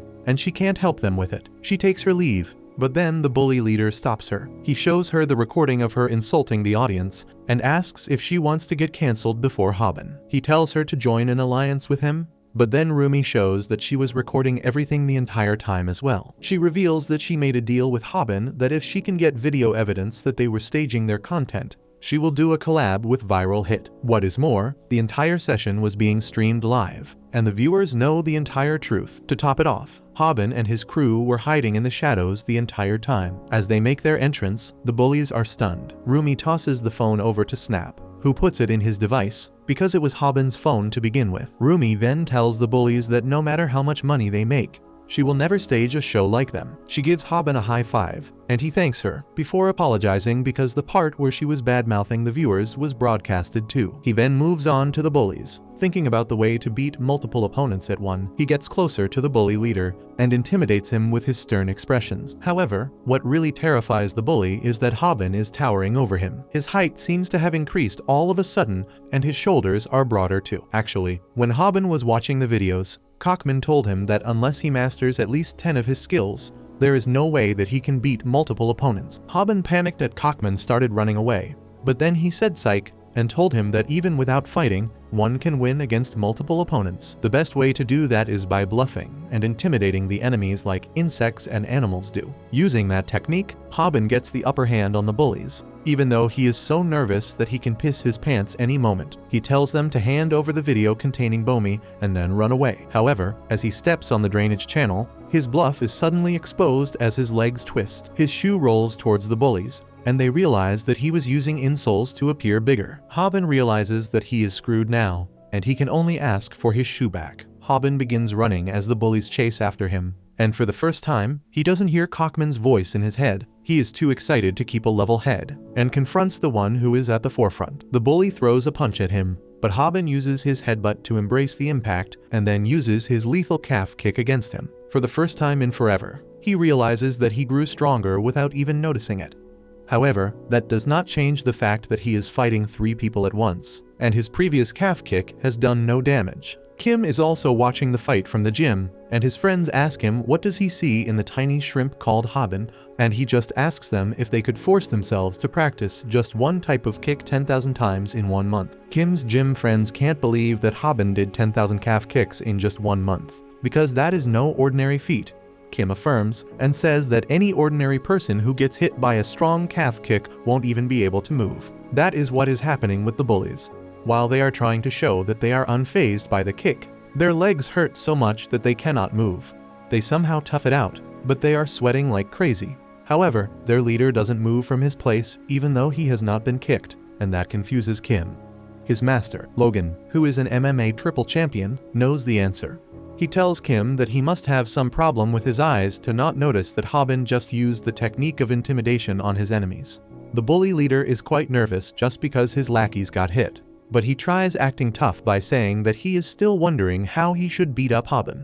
Well, Hobin is thinking that for real. He realizes that his heart is beating like crazy, and even though he is scared, he is too excited to just stop, and his face becomes like that of a typical molester. Just then, Gil tells everyone to stop because she has one of the bully girls in a baseball choke. She tells the bullies to back away if they don't want to see their friend get knocked out, and the bullies actually see this as a chance to escape. Their leader says that he can't do anything because Gil took his friend hostage. Otherwise, he would have beaten the crap out of Hobin. They leave the place, and Gil acts smug as she tells Hobin that he doesn't need to thank her. However, no one has noticed it yet that this encounter awakened something inside Hobin. He was having fun just now, and he thinks that he must have gone crazy. His friends celebrate their victory, but Hobin cannot remove his hands from his face. Soon, the video about teaching the comedy crew a lesson is uploaded, and it gets 2-3 million views in 1 week. The bullies try apologizing to their audience and promise to change, but after what they said about fooling the audience, no one trusts them anymore. Eventually, they end up closing their channel. They even lose the guts to bully Gil anymore. However, there is another trouble brewing somewhere. As Bomi returns home from work late at night, she is constantly terrified and on the watch for a stalker. Suddenly, Hobin texts her, saying that going home alone late at night is dangerous, especially when she has felt a stalker chasing her recently. He offers to walk her home, but she politely refuses. As she is lost in her screen, she bumps into someone, and a look of horror spreads on her face as she sees the gigantic frame of her stalker. He is Mangi, a Korean sumo wrestler, who wants to make Bomi his at any cost. He calls her cute and licks his lips, and then creepily gets close to her as he reminds her that they are alone right now. Suddenly, Kim arrives there out of nowhere and grabs Mangi's hand. He asks Bomi if this is the idiot who is stalking her, but before she can give an answer, Mangi grabs Kim's neck and tells him to get lost. Well, Kim begins to fondle the blobs of fat on his chest, and says that first step of combat is to get your opponent worked up. That is the same line Hobin uses, and Mangi asks him if he is a viral hit ripoff. Kim just smirks and tells him to test it out if he is a ripoff, and says that today he will show how to beat a sumo wrestler as a pro fighter. Kim puts Mangi in a complex armbar and uses his entire body weight to force him to tap out. However, Mangi uses his incredible physical strength to simply lift him up, and tries slamming him to the ground. His empty hands hit the ground as Kim swiftly moved away mid-air. He remarks that fighting Mangi is like fighting a boar, so he will also stop considering this as a match. And Mangi rushes at him like a wild boar, knocking Bomi down in the process. Just then, Hobin comes there, and he charges at Mangi while screaming frantically. A few minutes earlier, he got concerned when Bomi suddenly stopped responding to his texts and rushed towards her. When he saw the fatty knocking her down, he charged at him in blind rage. Mangi is not just an ordinary sumo wrestler. He practices traditional Korean wrestling, which is like sumo but more brutal. At the age of 17, he reached the peak of the Korean wrestling world. He loves wrestling, but more than that, he loves girls. Also, he hates men, and the more handsome they are, the more passionate his hatred becomes. He once beat down a bunch of guys who were trying to protect a girl from him because he can't let anyone have romance in his life if he doesn't have it. The next day after Hobin's encounter with the giant incel, he has lost all his cheerfulness. He hides in the broom cupboard, muttering that he got humiliated in front of Bomi again. Snap and Gil are there to check up on him, and they tell him that he should be grateful that Kim was at the location, or he would have really died. As for getting humbled in front of his crush again, Snap suggests Hobin to forget it, because he can't pick up a fight with Mangi like he did with Pak. Hobin also thinks that the fear he felt when Mangi slammed him to the ground was so great that he has lost all confidence in himself. Snap tries to comfort him, saying that Mangi is a wild animal, and the only response to seeing him should be to run away and call the cops. He is grateful that at least their viewers don't know that Hobin lost to Mangi. Just then, Gil checks up her phone and gives the two boys the worst news possible. Turns out that Mangi also has a YouTube channel, and he posted the picture of him defeating Hobin on it. Because of that, the viewers are going crazy, and making up a lot of things that are ruining Hobin's image. And Snap is totally freaked out now. He wanted to let time pass and bury this incident. But now that the viewers are involved, it has blown out of proportion. Their viewers seem like they want them to challenge Mangi for a revenge match, but Hobin seems too out of it.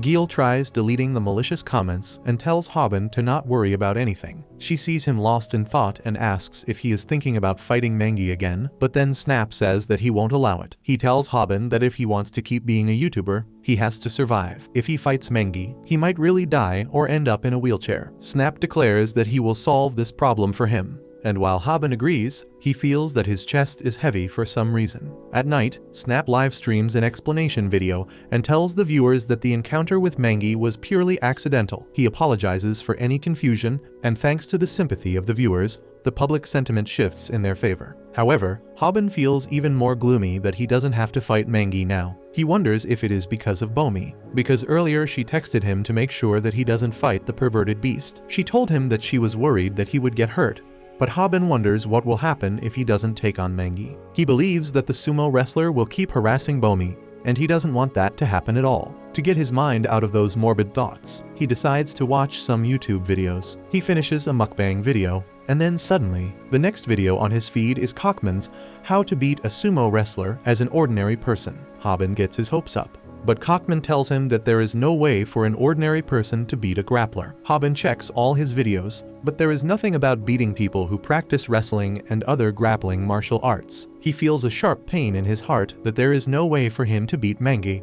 But then he realizes that this intense pain might not exactly be because he is worried for Bomi. Suddenly, he gets what has been troubling him all this time, and his eyes sparkle at this discovery. The next morning, Hobin calls Snap, who is coming to his home anyway. Snap begins talking about how he changed the narrative in their favor, and now they don't have to fight Mangi. But Hobin seems to have other intentions. He has portable camera mounted on his head, and he is cycling towards the market where Mangi works. Hobin tells Snap that he is going to challenge Mangi to a fight, and the flustered Snap can only tell him to stop. However, Hobin has realized that he has become addicted to adrenaline. He doesn't care if it comes with the excitement of a fight or from fear. He wants it. That is why he approaches Mangi, who is overseeing some pig carcasses. Hobin taunts Mangi, asking if he is waiting in line to get processed. He knows that this might not end up well for him, but he still wants to fight. He begins calling Mangi foul names and then suddenly starts fondling him. Hobin's comment section was already going crazy about him fighting the sumo,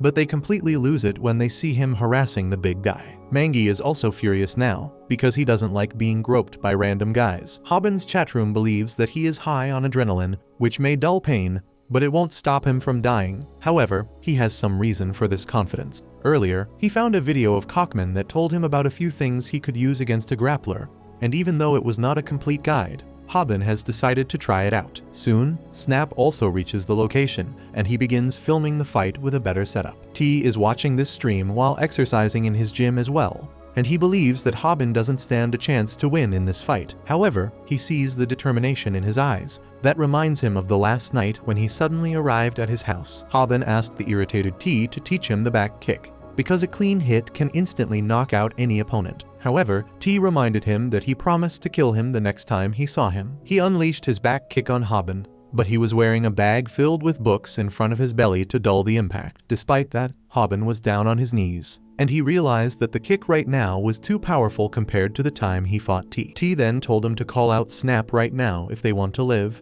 and while gasping for breath, Hobin declared that Snap is not here. He said that he is not here for content, but to learn the back kick. T asked him the reason for that, and Hobin decided to suck up to him to get accepted. He declared that Taekwondo is the greatest martial art, because nothing hurt more than those powerful kicks. T was sold just with these words, and he decided to teach Hobin his ultimate move. Back at the market, Hobin suddenly attacks Mangi with a calf kick as he feels adrenaline pumping in his blood. His viewers are also happy about that, but unfortunately, it did no damage to the muscular giant. Hobin panics and begins kicking him again and again, but everything is useless. He now begins to regret his decisions and the joy that the adrenaline rush brought him. He wonders why Mangi is not even shocking any reaction. And then suddenly, the Korean sumo takes off his apron. Seeing his bulky build in tight-fitting clothes for the first time, Hobin realizes that he was not kicking a person but a one-ton truck. Mangi asks him what was with the pathetic kick, and he suddenly remembers Cockman's words who told him to run away if he ever gets in a fight with a practitioner of traditional Korean wrestling. Following his words, Hobin starts running but backwards. Half of his viewers are confused by this, but the other half think that he is surprisingly fast. On the other hand, Hobin yet again regrets picking a fight with an opponent much larger than him. Meanwhile, Snap says that Hobin has grown stronger because running backwards can help him keep an eye on the enemy while fleeing. He begins hyping him up in front of their audience and says that Hobin already has a plan. He believes that he plans to lure Mangi with his hit and run technique, and the slow fatty won't be able to catch him. Everyone agrees with Snap, but then Gil joins the chat and calls everyone a moron because they think Korean wrestlers are slow. She asks if they even know what the wrestlers do for basic training. They run on sand at full speed for their basic training, and right now, Mangi chases after Hobin at full speed. However, his face is suddenly greeted by Hobin's fist, who knew about the training and speed of Korean wrestlers. Cockman had told him that you can't run from Korean wrestlers, but you can use it against them because every creature is most vulnerable when running. However, that proved to be a lie in this case, because Mangi simply grabs both of Hobin's hands and lifts him up like he is an empty plastic bag. He is shocked at this, and then decides to use his secret move to fight back. He slaps Mangi's hand and frees himself, and then decides to take him down by the baseball choke. However, as he tries reaching around his neck, he finds that he can't do that because Mangi's neck is like a tree trunk. He keeps trying to get his hands behind his neck, but it seems impossible. Now Hobin panics because his calf kick, punch, and even the baseball choke have become useless. Mangi tells him that he will punish him for touching his head, and Hobin wonders why is that. He wonders if that is a weakness of grapplers that even Cockman doesn't know about, and decides to test his theory. He punches Mangi's head, infuriating him even further. As a result, he suddenly grabs Hobin and slams him into the concrete floor below with a frontal suplex. Hobin coughs out blood, and his viewers are sure that they heard something snap. He realizes that this is vastly different from fighting other people, because Mangi is someone whom he just can't beat. He passes out, and he is not even disappointed at his loss because he acknowledges that this was the only result possible. Snap begins crying and says that he told Hobin to not fight the giant monster, but then his viewers tell him to pay attention ahead. Mangi has a big black thing in his hands, which looks like a spine, and everyone is confused about it. Hobin is also back on his feet, although he looks like he is on his 20th shot of vodka. The black thing was a spine protector that bikers often use, and that protected Hobin from fatal damage earlier. Snap tells him to give up now because he has already done enough, and asks him to run.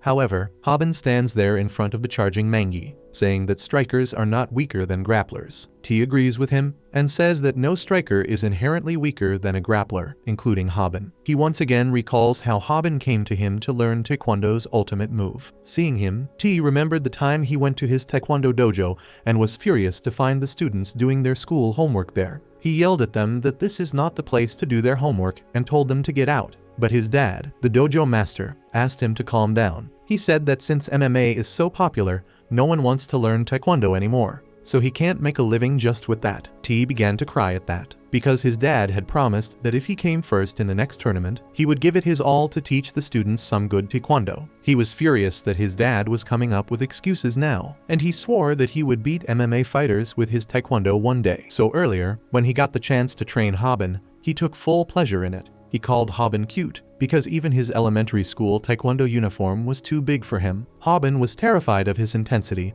and began practicing under him nonetheless.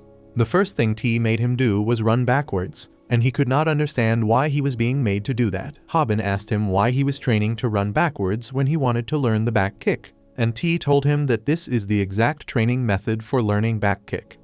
Back in the market, Hobin yells that he is going to use a move that will lead to a knockout if it lands properly, and then begins running backwards again. Mangi keeps following him, but then Hobin suddenly turns around on his heel and uses a powerful back kick, aimed directly at the giant's future generations. Well, T had asked him to target the enemy's solar plexus, but apparently hitting the groin upgrades the back kick to Nutcracker 3000 and makes it much more effective.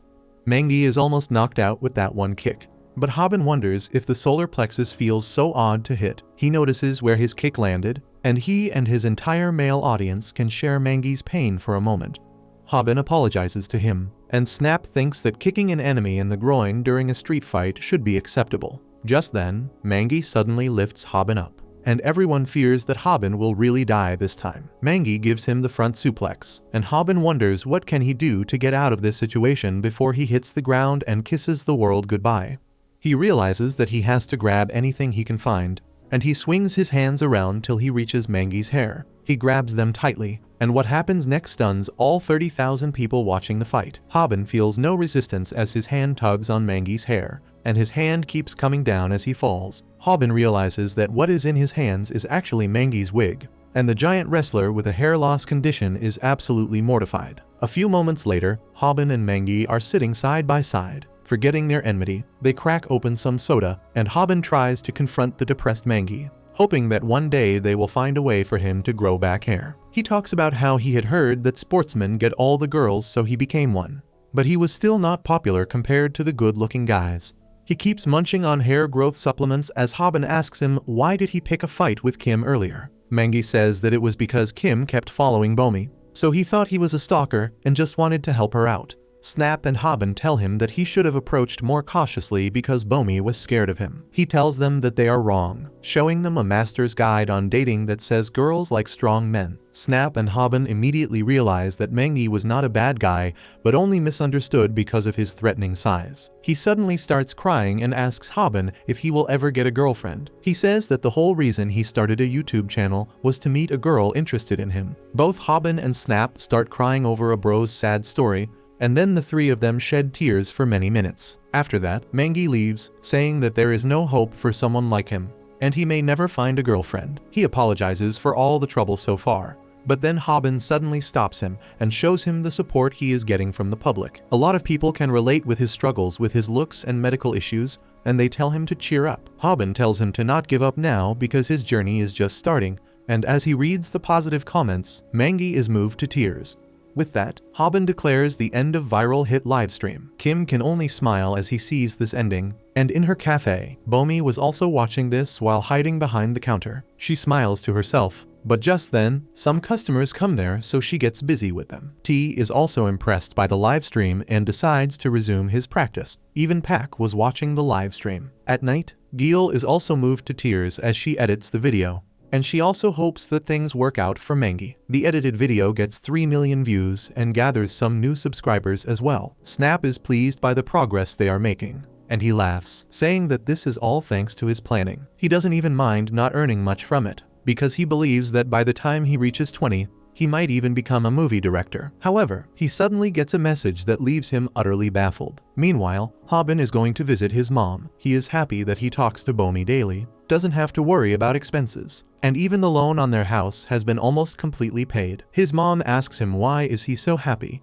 and inquires if he has got a girlfriend. Hobin says that he hasn't got one yet, and then his mom remarks that the debt collectors have not bothered her lately. He tells her that it is because he has got a new part-time job that is paying him really well. She wants to make sure that it is not a shady job, and Hobin asks her to trust him. He can't tell his mom that he gets in fights and beaten up for money, but then she says that she will come work with him when she gets out of the hospital. Hobin panics and says that she can't do it, because he doesn't trust her fighting ability. Hobin's mom suddenly remembers that a nurse was looking for him earlier and tells him to talk to her. He is surprised and also a bit nervous, but he leaves to see her anyway. On the way, he wonders what will his mom think when she finds about his YouTube content. The nurse gives Hobin good news that a kidney donor has been found for his mom, and the date of surgery has also been set. He is really happy on hearing that, and asks the nurse if his mom can start living at home now. The nurse pats his head to comfort him and then tells him that the surgery will be quite expensive. But Hobin has that kind of money. He texts this good news to Bomi too,